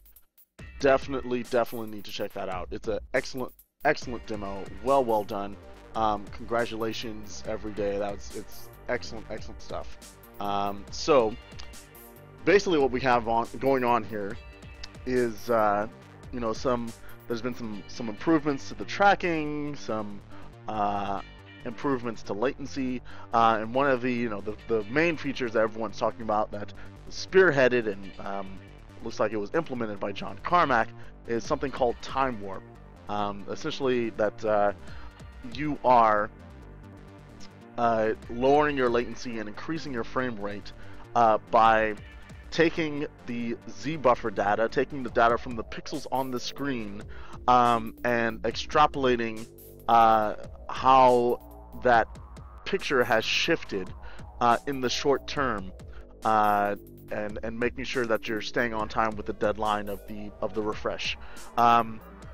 So it's something that's kind of hard to see and actually hard to check out. Let's see if I can do exactly what Everyday did. When you look at this kind of shadow of light behind that chair, when it kind of disappears and appears when you are looking around, because you do have some very subtle, whatever. You have some very fine positional changes in your eyes, because it's not your eyes just rotating by themselves or rotating around your neck. So you do have some changes that are going on there that are slight changes in your orientation and your view. I believe in this demo you can press C, freeze eye update, and this is what time warp is doing. So without changing your actual view, like any tracking or anything, you're getting kind of a simulated view change, and it's limited in this particular demo. Like, you get to the edge of the screen rather rapidly, but you can see there's some kind of very minor tweaking of the image there, that's based on what way you're looking. But you can also see that nothing is really moving relative to each other in this scene as well. Excuse me.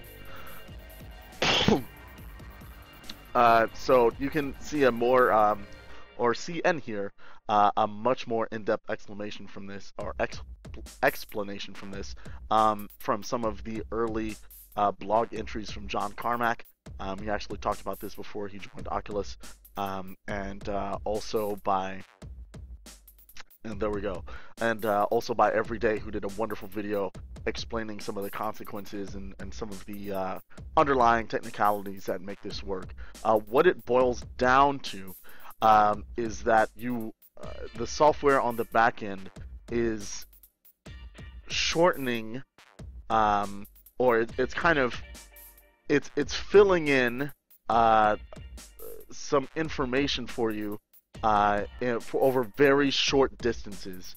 So it's basically giving you some information as far as head tracking is concerned, based on just the depth data of that particular scene, and extrapolating something that will look correct in the meantime. So it kind of, in combination with the the regular action of the refresh, of the rendering of the scene and all of that which is going on, it allows you to get a lower latency and an improved frame rate, and less perception of the user having a break in their reality as the game is run. So let's see here. I press space, and it gives me some different information this time. So it's giving me, yes, I got a solid 60 frames a second. It's giving me the milliseconds per frame. And it's giving me the position of the HMD. It's giving me my eye height, and, the FOV resolution, all of this great stuff. And it's giving me information, rotational information on the HMD as well. And I would assume if you had a DK2 that the positional information would actually, you get some of that different. That would be changing. I'm assuming that it's, or maybe not. Maybe that's just, it's also, well, I guess it's overall position in the space. So when you move, you're physically, you know, translating through the space. But I would assume that in the DK2, leaning forward or leaning to the side would also impact that vector. There we go. It's kind of a cut and dry, dirty explanation of what's going on with Time Warp and some of the other improvements that's going on there. But in general, and let me actually take this away. Oh, awesome! Got some timing stats. So we press space again, you get some timing stats. After game processing, after iRender, and after present. That is pretty awesome. So it's giving you some feedback about exactly what's happening at various stages in the rendering and output process. Oh, there we go. Move forward and back, strafe, left and right. You might say T, reset for player position, reset sensor orientation, cycle grid overlay mode. Ooh, let's do that as well. Cancel full screen, multi-sampling toggle, hardware full screen, faked full screen, easier debugging, and quit. So let's go ahead and press G and bring up this grid overlay. That is interesting. It just sticks to my face though. Oh man. There we go. So I press G again, and it's actually kind of giving you a frame of reference according to the environment. I guess this would be good for debugging purposes to kind of see exactly what's going on in your scene. All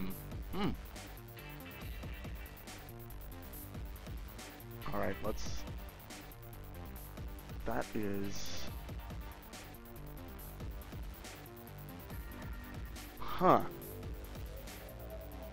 that is pretty solid. So I'm definitely getting some motion blur on like hard edges. You can definitely detect some motion blur when you do some rapid head motion back and forth. So, you know, compared to low persistence in a DK2, I mean, definitely it's not as good. But even in a DK1, things are seeming a little more solid here.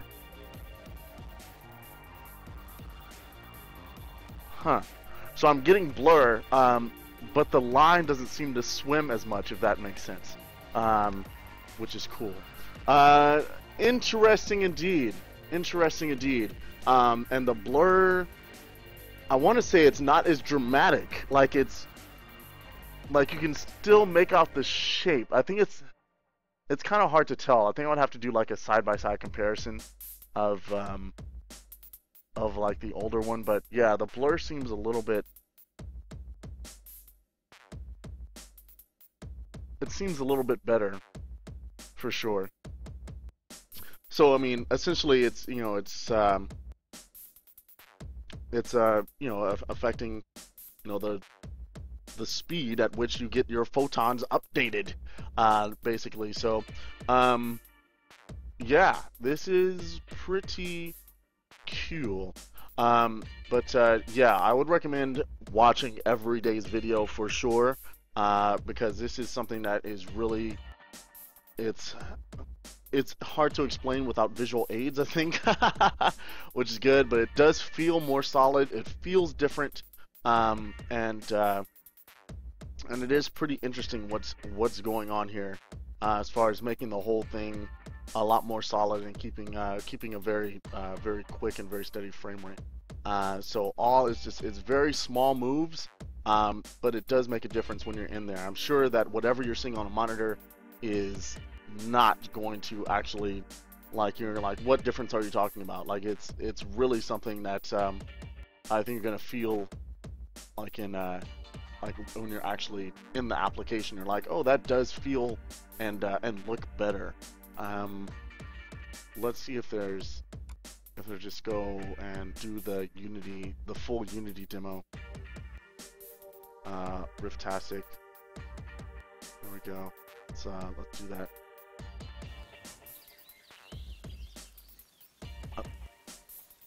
Alright, so this is the full Tuscany demo, but based on 3.1.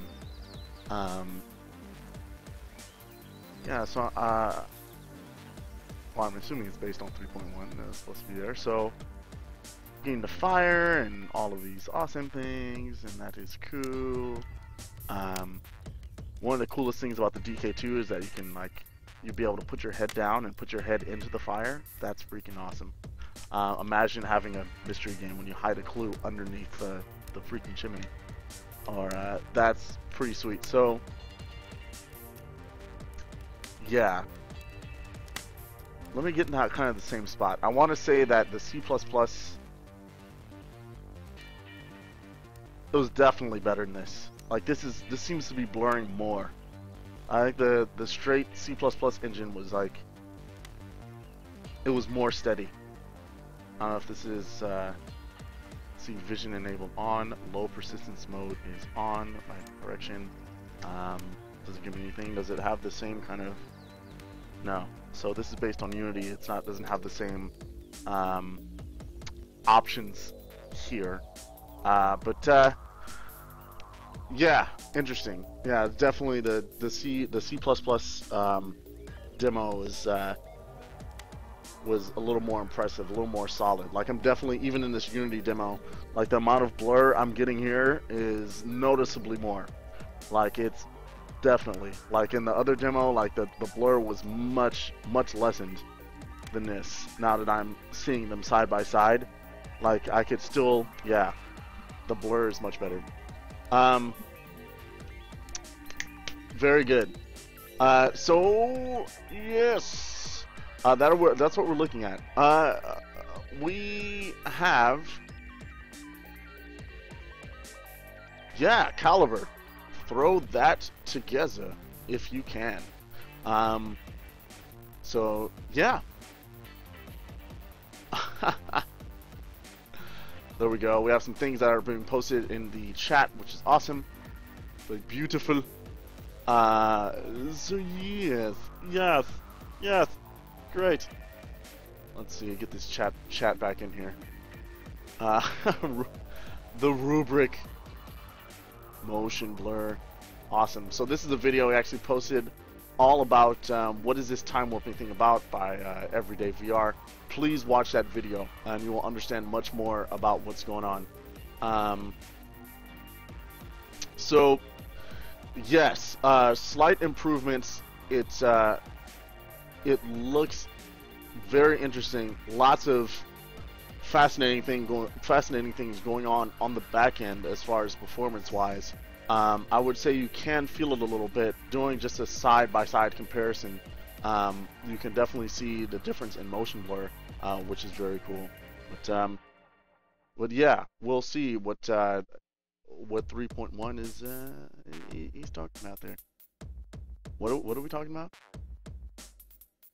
Yeah, so yes, I have been saying your name wrong all of this time. I've been saying Oliver, which I've missed the I totally, and it's actually Olivier.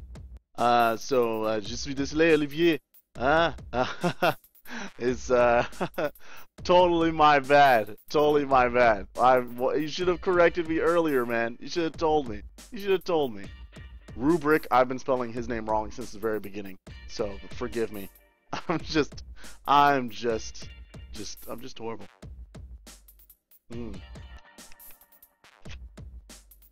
Oui, Aphrodite. On peut aller un peu de français.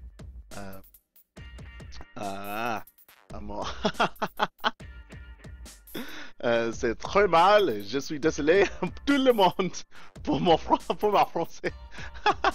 It's so bad. It's so bad. Je ne understand. Ne comprends pas, hein? Pas le français beaucoup mieux que la plupart des Américains. Merci beaucoup. Alright, very good.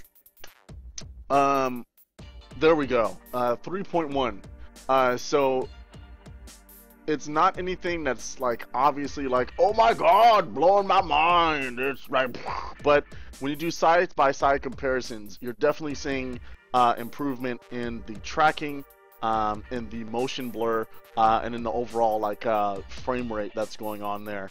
Refresh rate. It's definitely going to see some slight improvement. So yes. Very excited. I'm very excited to get a hold of the DK2 and start doing some things as well. So that's also pretty cool.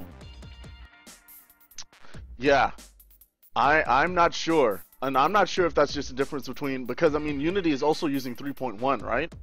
Every day I'm not sure either, because I'm seeing definite differences between motion blur in the C++ version of that and in the Unity version of Tuscany.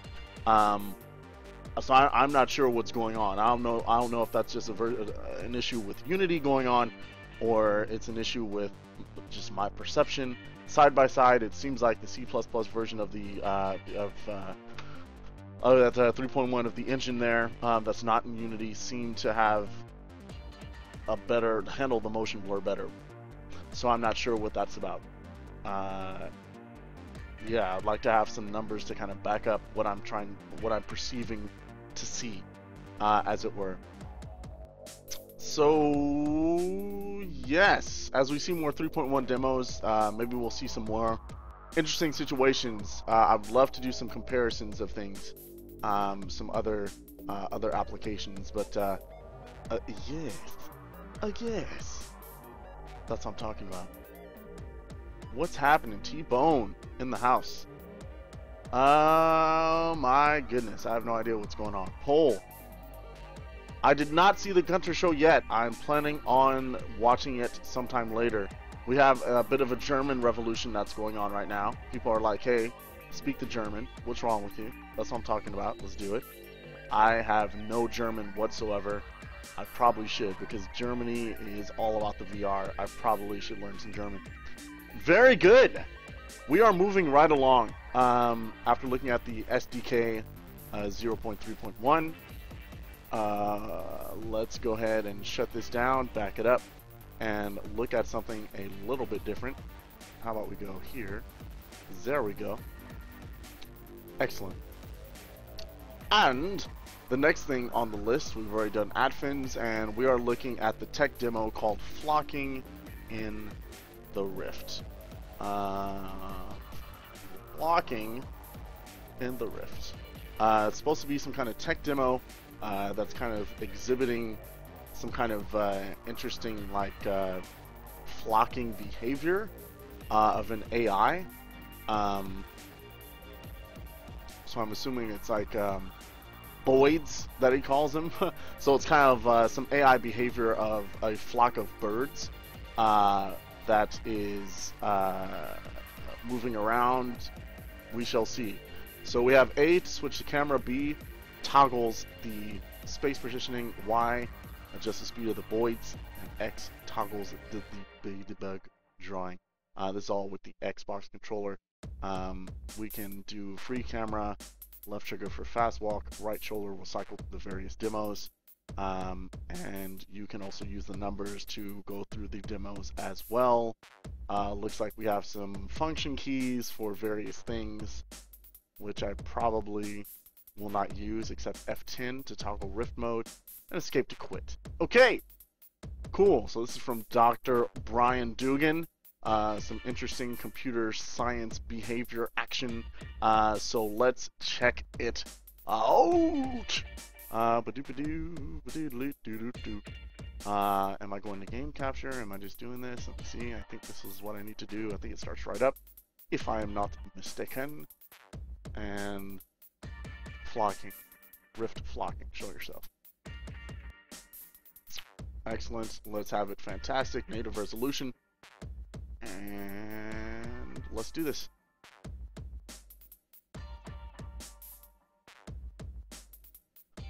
All right. Sweet. So this camera is just doing whatever the hell it wants. I'm going back and forth. This is weird. So this is like a flock of quote-unquote boids going around. I can move here. Let's get a vantage point. That's kind of interesting here. Let me get along one of these spheres and kind of look here so we can get a good view of what's going on.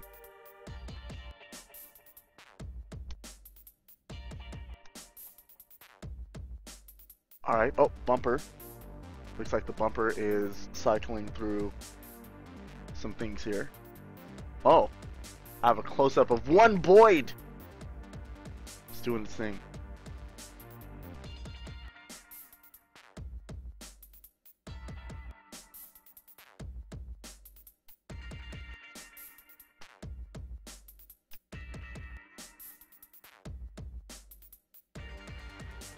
Oh.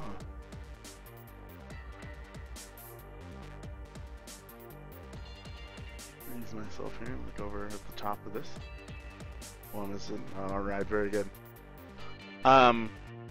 So each one of these little shapes here is like a Boyd, and looks like they have a target that you're looking at. This is just maybe just a test run of them following the targets, and now we're back at the actual chaotic craziness that you're seeing everything. Interesting. So it looks like the one in the middle is perhaps just targeting the closest flock of birds. Trying to like ascertain what the behavior of these things are. So looks like the little red pluses are the targets for these things to follow, or what's actually establishing the flock behavior, and then these 3D objects are just following those targets. That's all they're doing.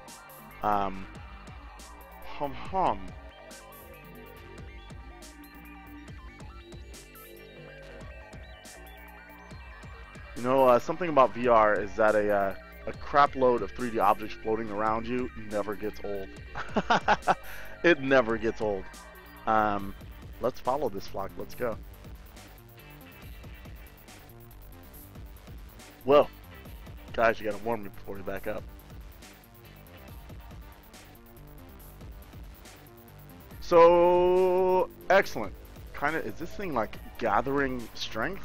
Like, is this... What is it doing? Yes! There we go. So, quite an interesting tech demo. I am probably not smart enough to comment on this in any intelligent way at this time. But it definitely looks very interesting.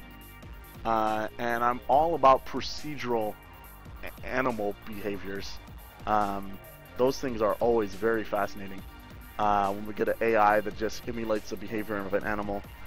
Some of you might have seen the video that have an AI that pretty much teaches itself to walk and has like a muscle a muscle optimization thing, which is that was very cool as well. So I think these kind of things are pretty neat, and it is pretty immersive, as he says on the page. It's very cool to kind of see this kind of thing from in the first person, and to be in the thick of it and to check it out and see how it works. So yes, pretty cool. All right, so we are moving on to the next awesome thing, which is going on. All right, Articulite is in the house. What are we talking about in the chat now? What's going on? Yes, it's a pretty passive experience. It's just checking it out. It's just a tech demo. This is true. Next, we are looking at the Mario64 Castle Tour. This was also posted on Reddit and it is pretty cool. It's basically the entire castle from Mario 64, classic 64 game. Never gets old visiting nostalgic locales from childhood. So let's go ahead and do this. Mario 64 castle tour. Let's do this, and we're going to change up the music here. And we are going to, I have no idea if this has music or not. We're going to find out right now. Let's do this. Castle tour is a go. VRChat, Mario 64 castle tour, check. And native resolution, we are going to go fantastic. Let's rock this house. Let's do it. Game capture, play, make this happen. All right, excellent. So, yep, still dark. Darkness. Darkness, why? What does that even say? It says trial version. All right, excellent. It was just loading. All right, this is Mario's starting place. The beautiful trees that always face you. It's awesome. I have a very short jump. I can't do the wow, woohoo, whoopee. I can't do all of that, unfortunately. That's okay. The standard Unity controls. I can use the left trigger to run faster. But this is it, man. This is it. The cats, the freaking fence. All right, very good. Oh, the nostalgia, my god. Isn't this where you swim to get the secret item down there? Let's see here. Let's go into the castle. Since there's no music here, I guess I just have to go. Bum, bum, bum, bum, bum, bum, bum. Bum, bum, bum, bum. Yes.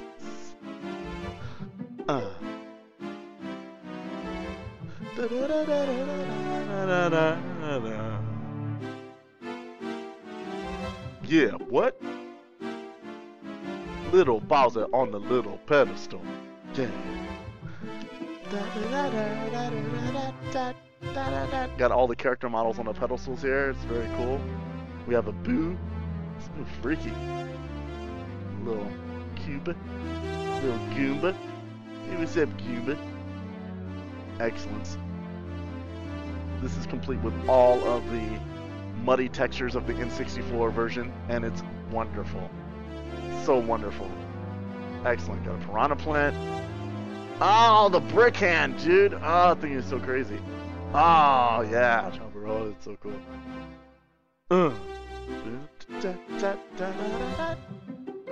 Let me do this. For the love, please. Please. No, it's not happening. I was like, that's what I want to see.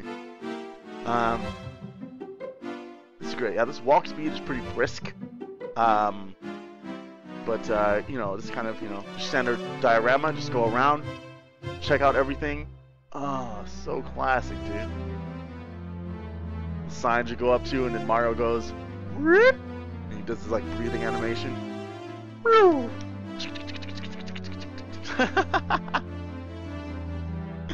Oh, the cloud wallpaper. Oh, the sun in the middle. Oh, all of the feels in my face. Nice. Bomb-oms. Alright.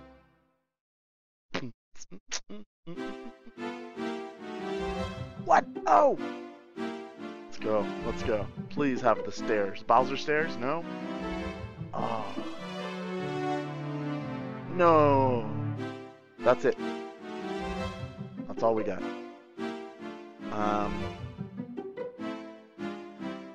Wallpaper is very cool. I already went here, right? Yeah, this is the first level. So yeah, this is like a beautiful trip down memory lane. It's just nostalgia. It's just super hype nostalgia everywhere. Let me go. Can I just go off of here and like? Ooh, okay, that's fine. Looks like the water is a solid object, and that is a-okay. There's no swimming in this demo, and that's fine. And you can get yourself out of the water. Oh, that felt kind of weird. And there it is. So, castle tour of Mario 64. Very cool. Super nostalgia action. So awesome. Excellent, excellent. What's this? I'm seeing some interesting things in the chat. I'm going to escape out of this, and people are talking about other things in the chat, which we will definitely see what's going on. Ah, yes. I love that old, super old Mario. It's beautiful. Mario Jesus. He died for your sins. This looks great. What is this? Worm Slayer. This is what Worm Slayer's working on. Dude, yes. Yes. So, great look at nostalgia. Diorama is one of those things where it just doesn't get old. It's really fun to experience. Yeah, it's definitely a fast walk in this particular. Checking the chat here. Yes, the walk is super fast. But yes. Yeah, it's pretty cool. It's great to go down nostalgia lane and nostalgia alley, whatever you want to call it, and check out these things and kind of experience them again. And it's a lot of fun to do. I think we need to get to a point where we add more to this, like some very bare bones interactivity, some triggers for when you're in certain locations. I think it'll be really cool, and definitely. I wonder about the replay value of those things. I think it's like, this is a great environment. Now let's do something in here. I think that's where the diorama genre is possibly headed. Where it's like, yes, you have a very super detailed, awesome environment, and then you start doing things there, like whether you're reading or having a meeting or a social environment. I think it's very cool. Alrighty. Oh, that Worm Slayer's like VR Doom? Is that from the freaking VR sites or something else? It's awesome. Okay, very good. We are moving right along. Resume the music. Do it. Let me get a little bit of a swig here, and we're gonna go with the next thing. What do we got left? We have Terror Engine, dude. Oh Jesus, I forgot I even had this on my freaking list of things to play.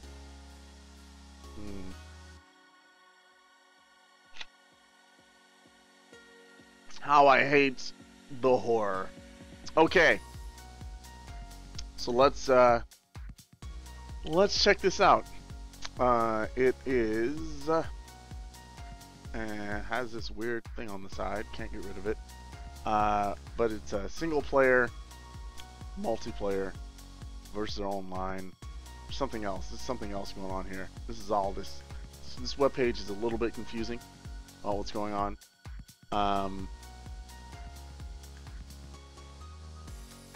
I'm trying to like understand exactly what it's even about. But I'm assuming it's an engine for actually creating your own horror games without actually programming. It's like kind of like a what you see is what you get. Create 3D horror games just super fast and super easy, with lots of mechanics to choose from. So it's pretty interesting. It's kind of like, hey, you want to make your horror game? Here we go. Slap it together. Let's do it. Interesting concept of making an engine. Thank you, Rubric. It's an interesting concept, making an engine specifically for one type of game. I guess engines have kind of been like that, but it's only been like, this is character first-person shooters, and it can also do these other things. But I like the concept of like this is an engine specifically for making horror experiences and nothing else. So yeah, let's check it out. Terror engine. I'm not sure if it's gonna actually be just like enjoying the. I guess it's supposed to be content that's enjoying, like an example of something that you could make. I'm not sure. I'm kind of creeped out by whatever is going to happen next, but we'll find out what's going on. Excellent. New question for the poll. That sounds like a great suggestion. So on the should there be a non-VR version of Technolust, looks like most people are agreeing to, hey, just make it a VR exclusive. Although there's quite a few people that say, hey, go for it. You know, make it a title that's also can be played on flat screens, right?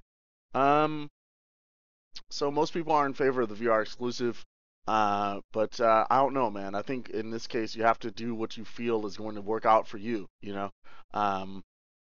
Because we have such a small niche audience right now, and it's kind of tough, you know, because not everyone's on at the same time. It's tough to kind of drum up a lot of support and get everyone on board and everyone even aware of what you're doing and trying to get on your like Kickstarter or Indiegogo or whatever. I've seen some really cool Kickstarters and Indiegogos and awesome concepts like not really make it because it's just not getting either, you know, it's not getting enough traction or not enough people knew about it beforehand, or sometimes it's just a matter of, you know, we're a small community with very finite funds, and I think some people like they've spent their money on their, you know, STEM or on their Prior VR or on some other title that they really feel very cool about. So interesting. So the next question is about what are we making our question about? Our next question on the poll is about kind of want to have a question about engines. We've asked that question before, and I don't know. I don't know.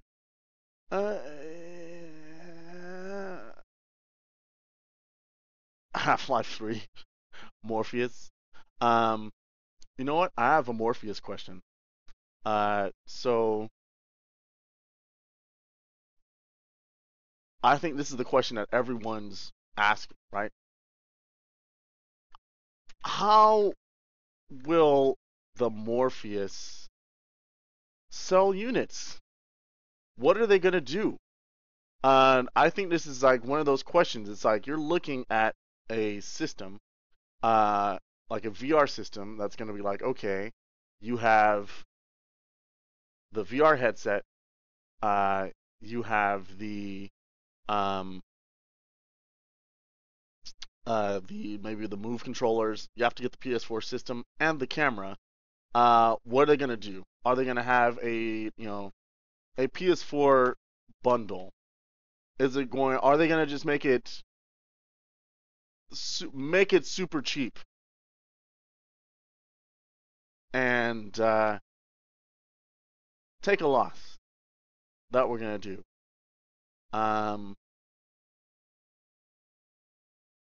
Awesome package, including camera and controllers.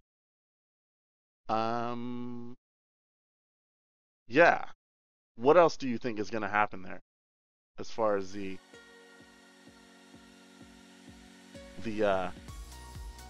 Morpheus, Sony Morpheus? What are they going to do? Maybe they make it compatible with PC. And let's try and all of the above. Let's put in there. Or none of the above. They will sell because it's awesome. Poll is up. Let's see how people feel about this madness. Like, what is there we go. Let's get there we go. Let's fix that. So yeah, what are we feeling about that? what's Sony going to do? Are they going to treat it like other hardware, just take a loss, sell it under cost, and just try to move units? Bundle it with a PlayStation 4, have a special bundle that also will be taking a loss probably if they package it a certain way. Maybe they have a very attractive package. Maybe it's $200 and you get the camera and some controllers in the game. Maybe they branch out. They're like, hey, you know what?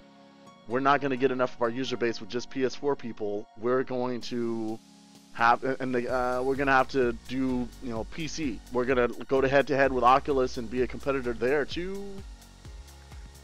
What are they going to do? Are they going to do nothing? They're going to be like, you know what? This is freaking awesome. You want this, and they're just going to do an awesome marketing job, and everyone's going to buy it. I don't know. What do you think? Like many other people, I'm super excited about the Sony Morpheus, but I think that's a tough question that they're facing on how they're actually going to get adoption rate on something that's going to be, you know, pretty pricey to put together, at least for the short term, I would say. So, excellent. Poll is updated. What do we have next? We have Terra Engine, so we're going to go ahead and start Terra Engine off. Let's go ahead and pause this music here and start up the Terra Engine. Oh lordy. Game capture.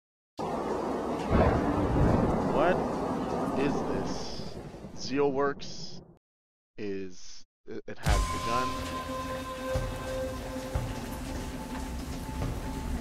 Can I press F10? F10 is not going to stop my stream, is it?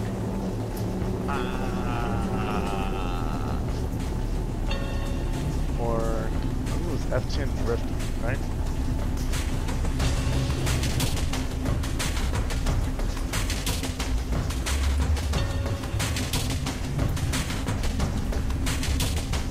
F10 is just to start the stream again.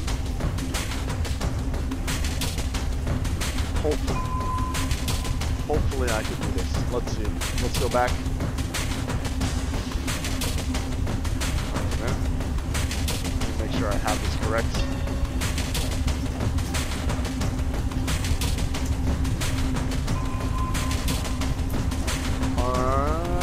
No. It was not.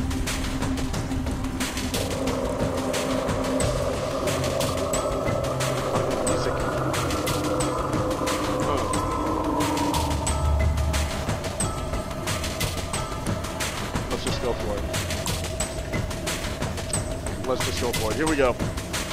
Screw it. Maybe it doesn't need to be an Oculus Rift mode right now. Single player, multiplayer, storage games. Share them with your friends! Alright, main menu, settings, 3D, okay. Excellent. No shortcut, it's just settings, that's good. ZealWorks.com. Take you to the character selection menu. There we go. Take you to the character selects. Default male player. Default sidekick player.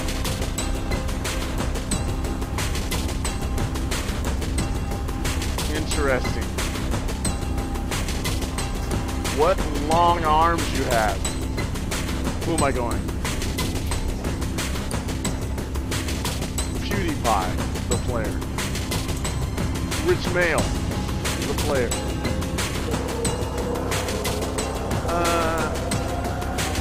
Who am I going with?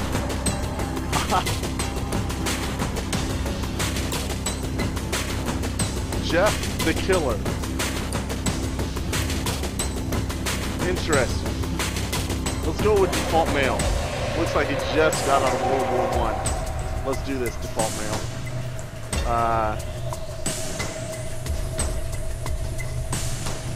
Back to main menu.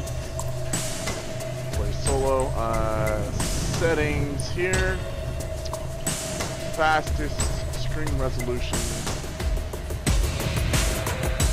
is something. But there we go.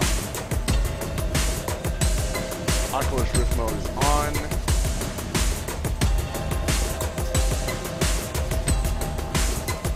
And as far as resolution, 1280 by 1280 by 800 is not going to be in there.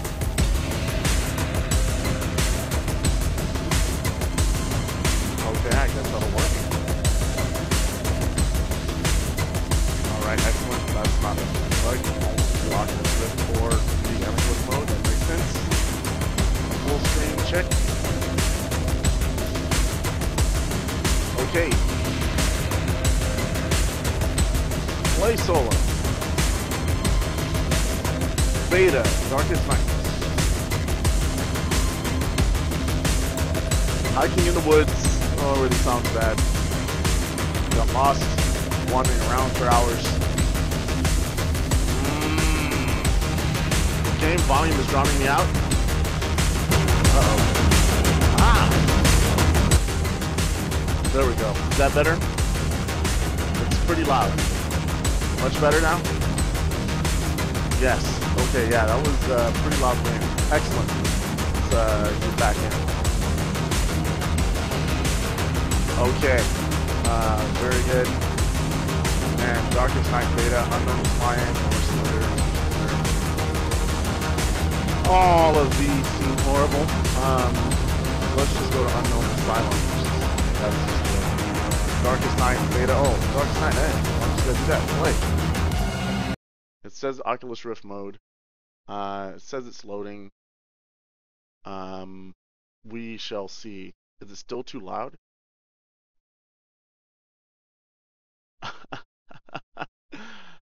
Is it too loud, too quiet, or Half-Life 3? What's going on? Now it's just nothing. That's awesome. Is it loading? Hopefully it's loading. I think it's loading. Alright, it just got done. It said version 1.1 in the corner. And now, I think it's refreshed. Oh, right. Okay. Looks like it lost head tracking for a second there, and now it's back. Okay.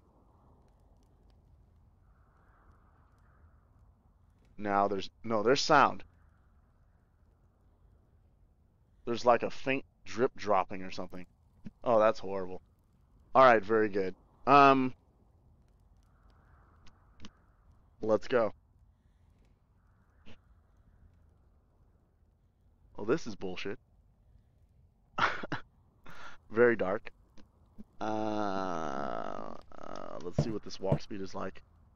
I don't have a... Oh, I do have a body. Kinda? That's weird. Footsteps. Walk speed is a little too high. That's okay. I cannot use the right analog stick. Jesus. Mouse. Okay, mouse sensitivity is high. That's fine. Looks like I'm using WASD. And the mouse.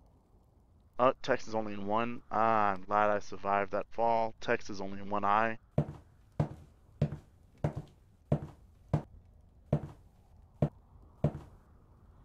Where am I? Better find a light source. Sounds like a good plan.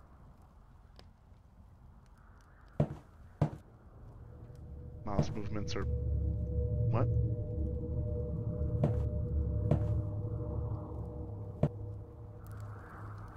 I'm turning my head and accidentally hitting my mouse at the same time, and that's not cool. Ah! Okay, let me, can I... Ah! What? Did it quit everything? No! Let's get some settings here and turn this mouse sensitivity like all the way down. And play solo. Wow. So much for escape actually. Looks like just escapes altogether. Okay. Here we go. Loading up the game. Try to load up the game. Let's do it, people. Let's do it. Meanwhile, at the Hall of Justice. Okay. There we go. And lost head tracking again. I'm not sure what that's about. That's now consistently happening about 2 seconds into the game, and then head tracking is now here. Surprised I survived the fall. And now there's just no... when I said all the way down, I didn't mean off. Now the mouse does nothing. I'm just going forward. Screw it. Looks like position, like your head position is independent. of your look. So I can look this way and move backwards and forwards. So that's cool. Hey, what the hell? Picked up a lantern, Q to toggle light. Pressing Q, and nothing has happened. And that went by very fast.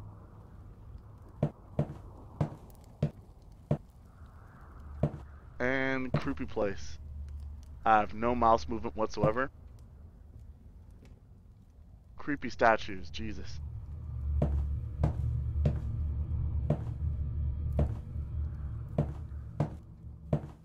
Let's just keep going. And anxiety-inducing hallway. Oh, that's ridiculous, dude.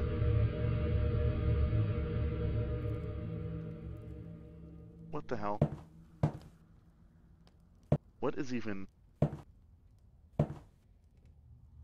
This is horrible. Okay, very good. I've got it. I have to have some mouse in here. This is horrible. Alright, hold on. Jesus. Tried to play with no mouse. Alright, let's try this again. Ah!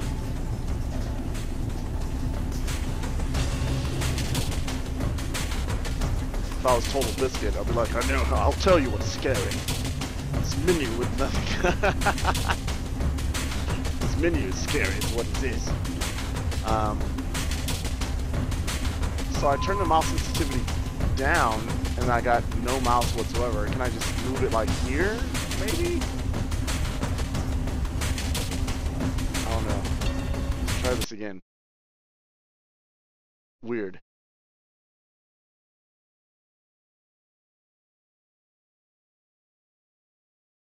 Loading, loading, loading. So the environment doesn't look too bad. It's kind of cool. It's definitely got the creepy thing going for it, for sure. But the interface is a little bit clunky, and I am not sure. That mouse feels a little bit better. Looks like head tracking just kind of freezes about 2 seconds into the game every time. So I'm not sure what that's about. Maybe it's looking for something. This is a little bit better with the mouse. I can actually turn now. I'm just gonna keep on keeping on, and there we go. A little bit of this, a little bit of. I can do a little bit of jump here. Keep my eyes open for other light sources. Press tab to switch equipment. I did not catch that the first time. Excellent. So I've got a lantern, which is awesome. Alright. And creepy statues. Creepy doors. And super narrow hallway. Please, lantern, don't run out. The lantern follows my head. And now I'm in just the freakiest labyrinth thing ever. This is just not... Oh, crap. I turned too much? Jesus.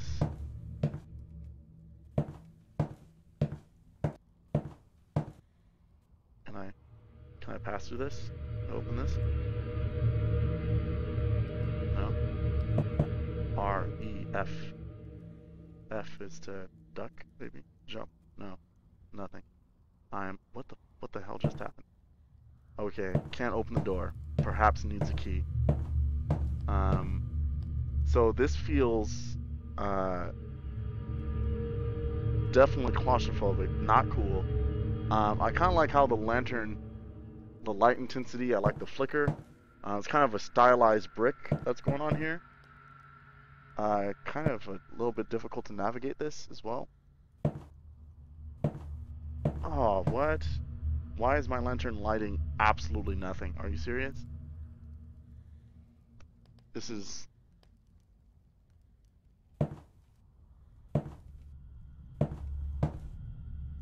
Press E to... something book?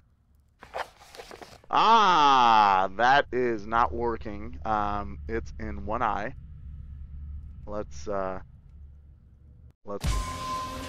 Ah, great. I couldn't get out of that. Alright. A little bit clunky. Text is a little bit too small to read. Not sure how I feel about this all the way. What is this? What is this? What is this? Looking at the chat, looking at the chat.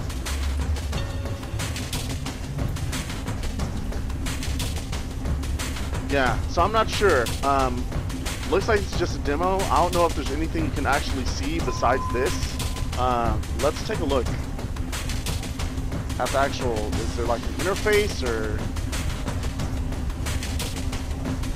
Looks like to see the story creator, it's premium, so I guess you have to pay something. Yeah, I think I'm done with this. Yeah,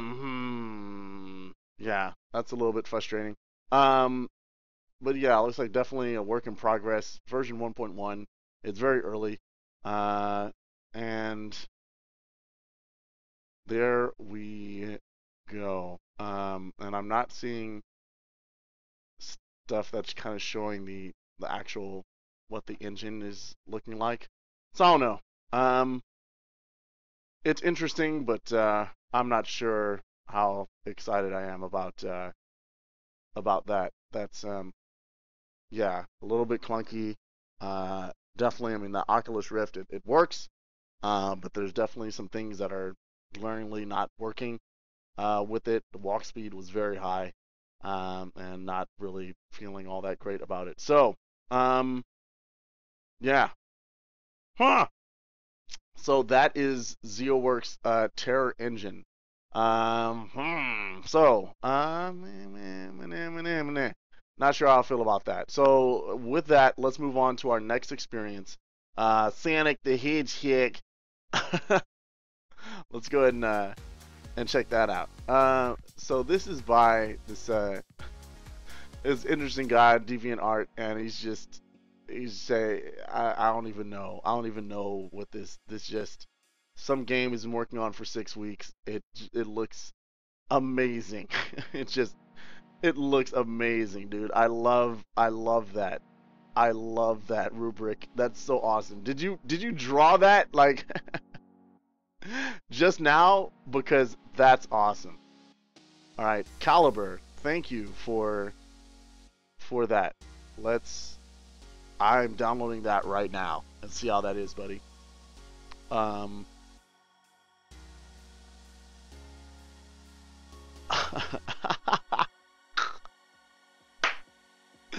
Rubric, I'm loving this. I'm loving it, dude. It's hilarious. Let's check out Sanic the Hidgehag, or whatever it is. I'm not even sure what this is going to be, so we're just going to start it up. Let's go to game capture. Let's get some Sanic in the house here. Native resolution as usual. And fantastic. And let's play. Oops. Let's pause the music. And let's get some... What? Oh no, copyright strike. What the hell? What the? Jesus! Fallow Sanic. It's no use! This is horrifying!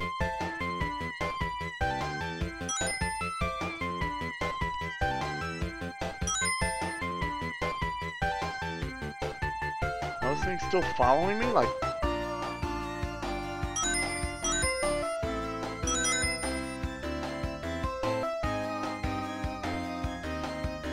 What the actual... This place reminds me of home. Wonder why.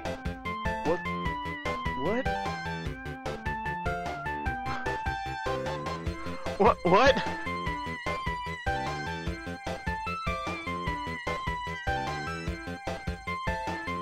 Oh god, dude! Screw that thing!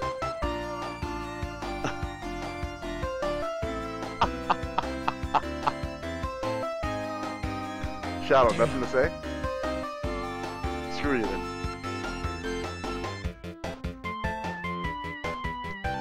This is, It's no use! this is just outright freaky. This is just outright freaky. Fallow Sanic. Jesus, get off me. Fallow Alright. Sanic.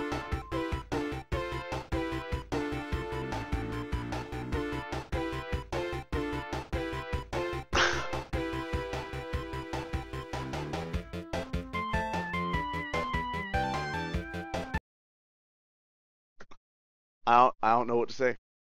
I don't know what to say. So, that was amazingly creepy. That was so freaking creepy. That was, Sanic.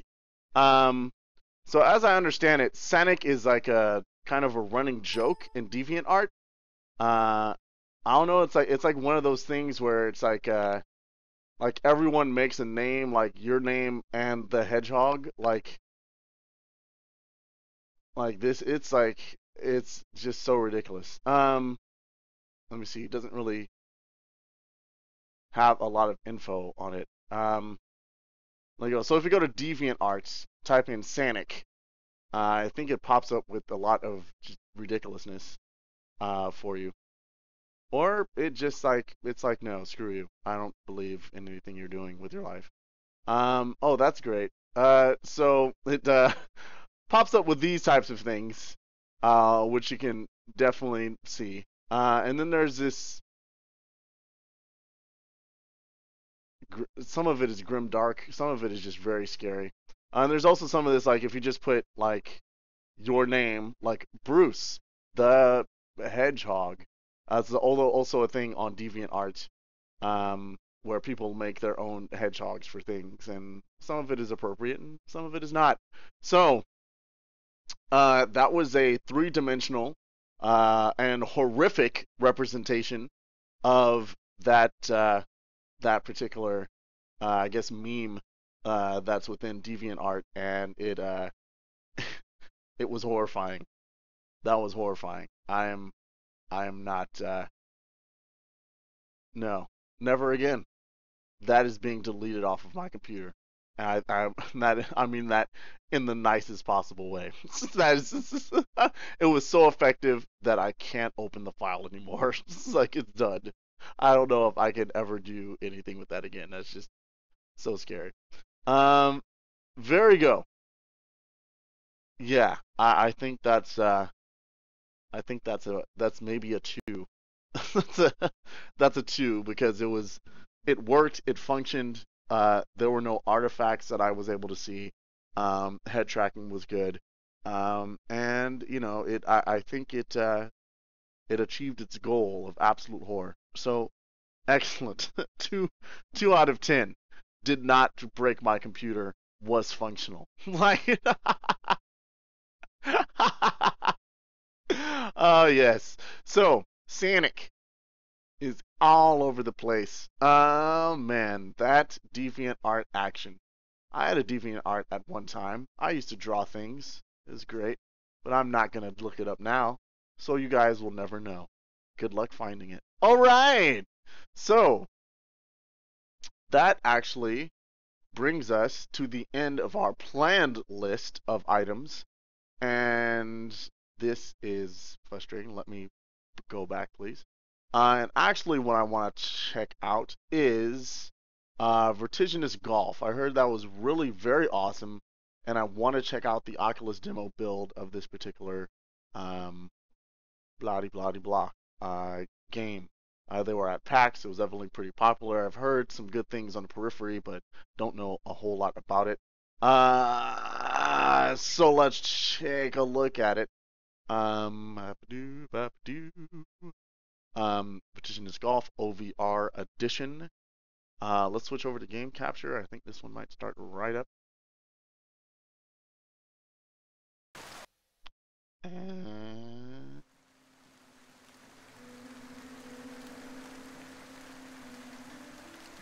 there it is.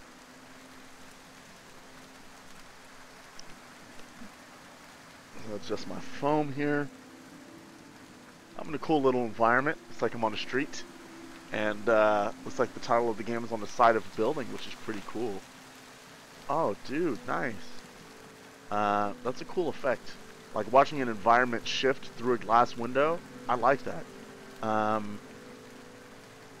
So far, this looks pretty, actually. Looks like I do not have a body. I'm once again a floating head. Now open to the public. Cannot really read the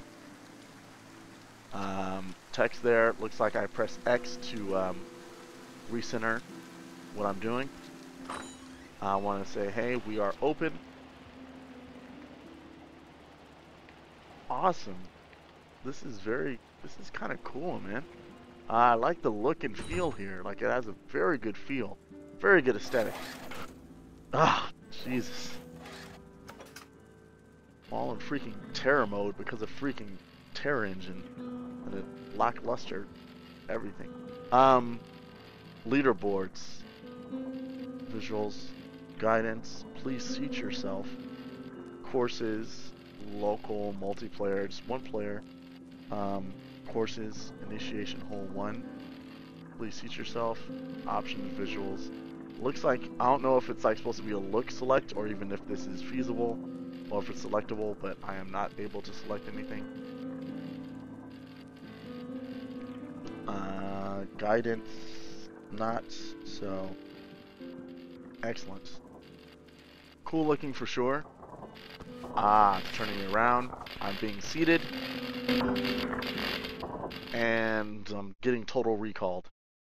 That's kind of neat. You're right. Let's see what we've got in store here. Whoa. What? Okay, looks like I'm getting an overview. The driving range. I'm getting an overview of what the driving range has. And 100% plus boost. Okay. So I'm obviously aiming for that. Shot 1. Alright. Let's go. Whoa! That was bad. That was very, very bad. Horrible, in fact. Shot 2. Excellent. So I can use my right analog stick, or left analog stick, to move my view totally. And right analog stick doesn't seem to do anything. But what I can do, looks like I'm following this in third person. What do I have here? I can zoom. Excellent. With the triggers. And what else? I can aim. I can change my club. And I can shoot. Rotate view. And I can also boost the ball. Alright. This... Holy crap, I can get... What have I done? Did I just like... It's like I crossed into another dimension or something. So amazing. Alright. So basically what I'm doing here is I'm following this ball in third person. And I can back up. I can get an overall view of what the range is about. Zoom in. I have this... It's just a beautiful aesthetic here. Like, this aesthetic is really amazing. I'll go ahead, hold A. And there we go. Looks like it's not going to get far here. Let's go for another shot.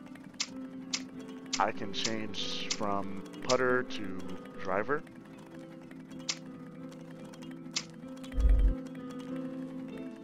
All right, let's get that over there.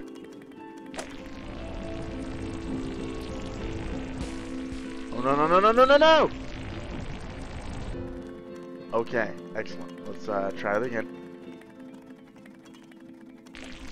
Ah! Damn it. Boost. No. Horrible. I have no idea how many shots you even get. I suppose that's all of them. Replay the game, please. Jesus. Hold this down. There we go. Get it. Get there! No! 304? Horrible. Alright, let's try it again. I want to get in the light. There we go! Oh, no. Alright, full blast over there.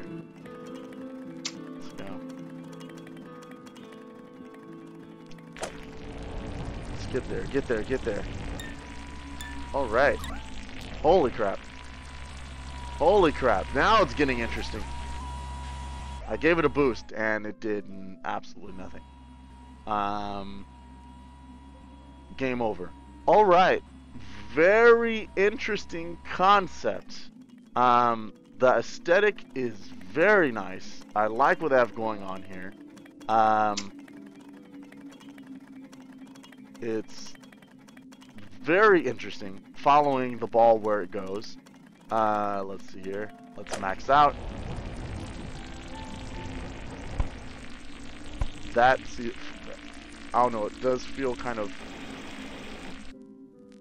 I'm not totally understanding the boost. Like, the boost is, like, not working out for me right now.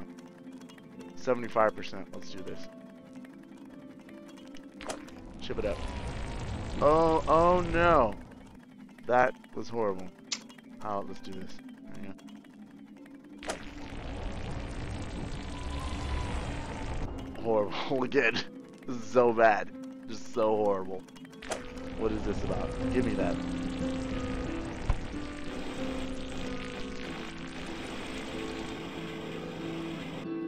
Oh, I guess. Okay. So I hold the boost. Alright. Interesting title. Very interesting concept. I think this has the potential to make you motion sick very fast, depending on what you're doing with the ball, or if the ball gets zipped around by conveyor belts and all this kind of things.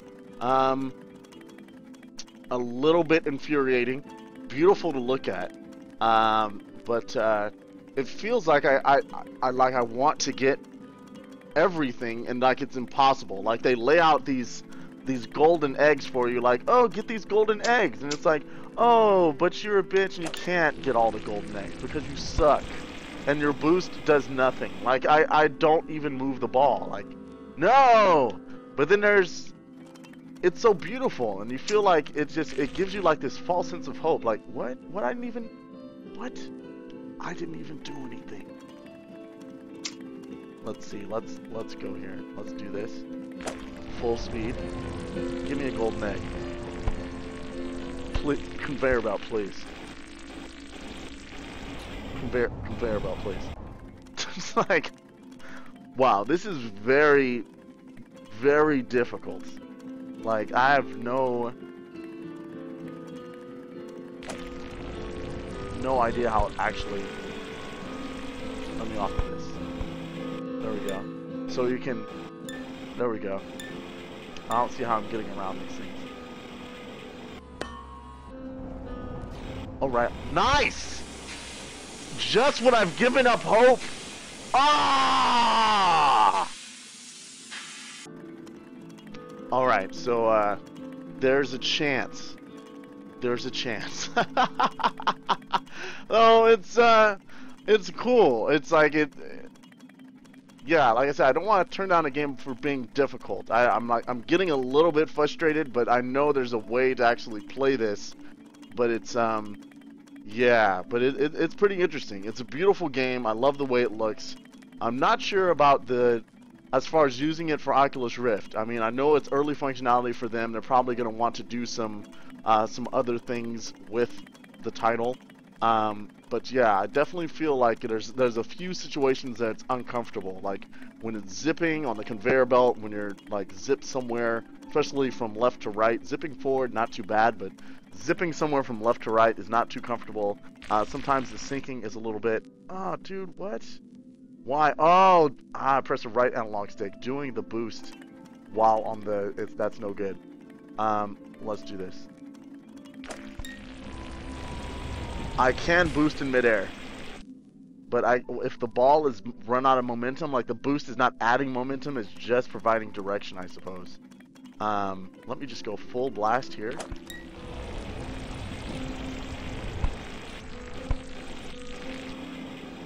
There we go.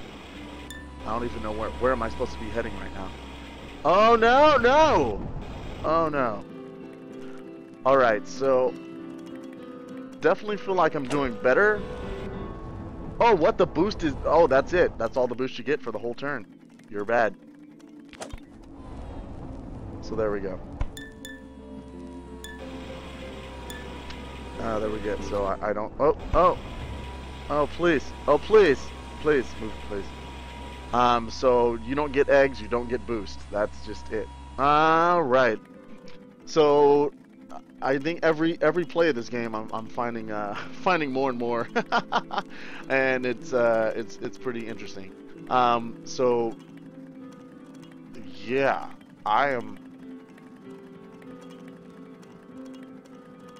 This is just a weird ethereal golf game. It is an interesting situation. Yeah, I'm not sure if this is the VR interface that works for it, but it's functional. It seems like a cool game. It's very interesting. And I will leave it at that. All right, very cool. Excelente, excelente. Very sweet. So there we go. There we go.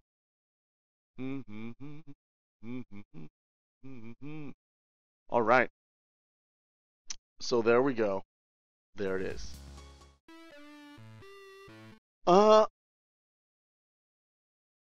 Wonderful. Beautiful. I am just about out of time. About to get out of here. Have I played the Atari game? Which Atari game? I'm not sure which one you're referring to. There we go. And also Caliber has his AOT with 3.1.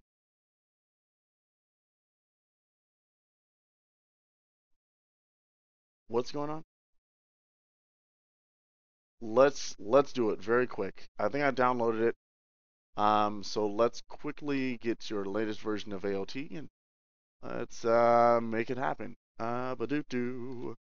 Doodle-doo-doo-doo. There we go.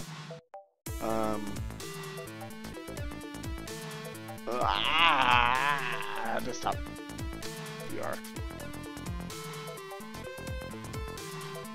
Let's see. It's like a new folder. Get AOT. 3.1 SDK. Obviously, it's going to be a ridiculous folder name. We'll just call it that. Excellent. Always open to playing things from the community. So let's go ahead and start this up. Fantastic. 1280 by 800. Beautiful. Let's do this. This song is called Never Sleep by Gunnar Olsen.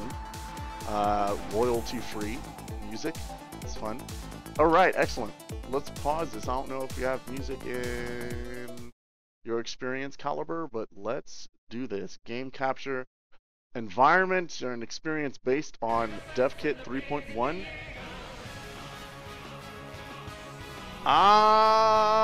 Copyright. Whoa! This is kind of cool. Let's see. Is there just a... you said a Titan is hanging around somewhere? It is. Die, Titan. Excellent. Alright, so we have... excellent.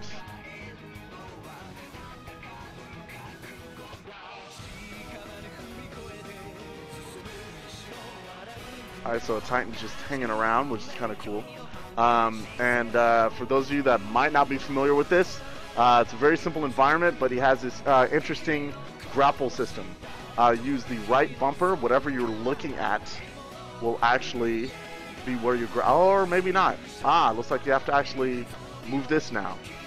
That is a little less intuitive, Caliber.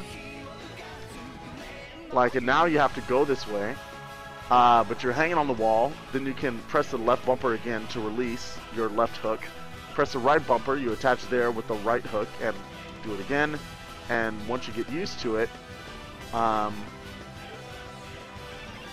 you let go to the next hook, let go, go to the next hook. And then we have a Titan that's hanging on, and I want to, like, destroy it. And oh, that is not cool. Get new. You do not look at me, dude. Screw you. Get me up there. Get me up there. Oh, I can swing a little bit. That's awesome. What's up? I'm getting right on your head right now. Awesome. I'm like moving somehow. Yes. On top of your head, dude. Prepare yourself.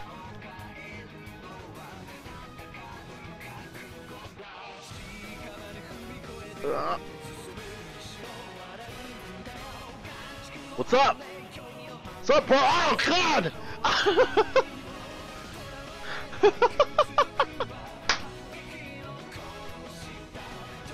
Ah! Oh, God! God, dude!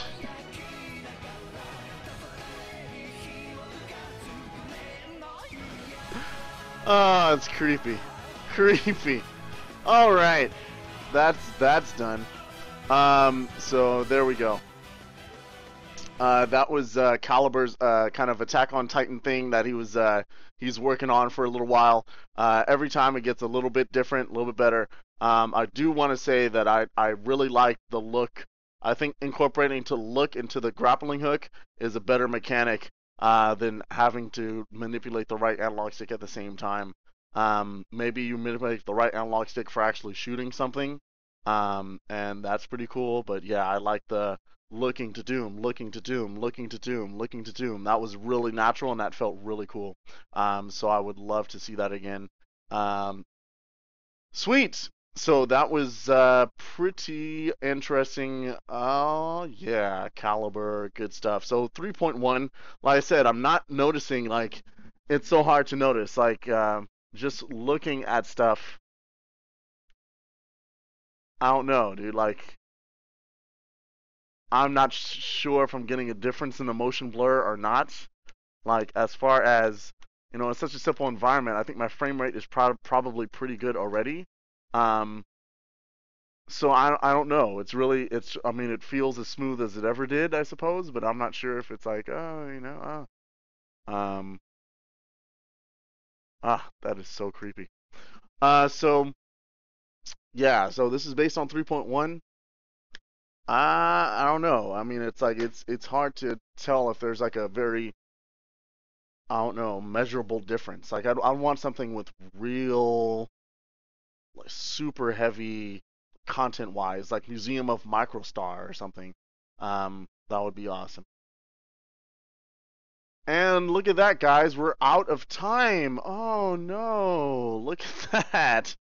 Oh man, that is just so crazy. Too bad no one like suggested something else to play, like Affected or something like that. That would be really crazy, but I guess no one actually wants to actually see that, so we're not gonna play it. Man, oof, that is just a shame.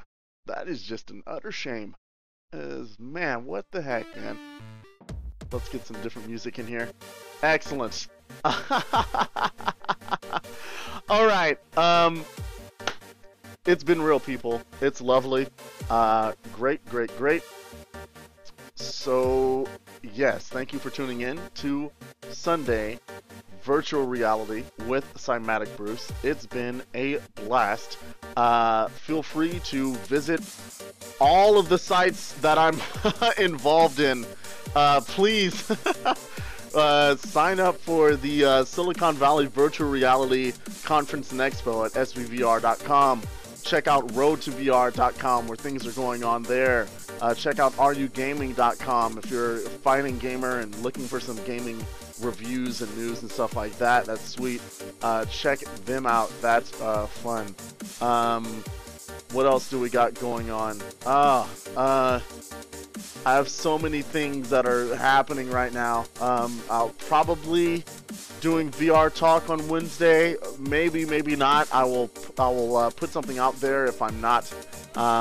It's getting increasingly busy. I might have an announcement or some announcements that'll be coming up soon regarding the conference, and also some announcements just regarding what's going on in my life. I'm juggling like 5 or 6 or 7 different things now, but there might be some changes, some major changes soon, so I look forward to sharing that with everyone.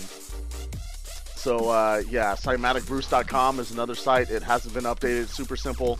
But if you want to see everything I'm involved in, you want to get involved in the mailing list, I'll be sending out a correspondence very soon. There's some more employment opportunities that have come up, so I'll be sending that out on the mailing list. Definitely, there's some, especially with the Facebook news, there's been quite a few companies out there that have been looking for people, and startups and so forth. So please, please, please check that out. It is now 4 o'clock. It is 3 hours. It's past 3 hours of streaming, and I am done. No more affected.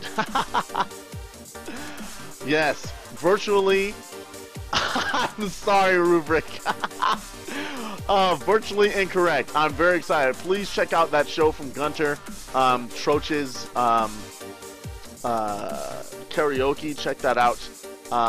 Yes, there's so much going on, guys, and I'm trying to keep up with everything, but it's beautiful. All right. Excellent. It's been real. It's been wonderful. I am so thankful for all of you. Thank you for hanging on and checking out Sunday VR with Cymatic Bruce. Until the next VR experiment, I'll see you in the void. Have a good one.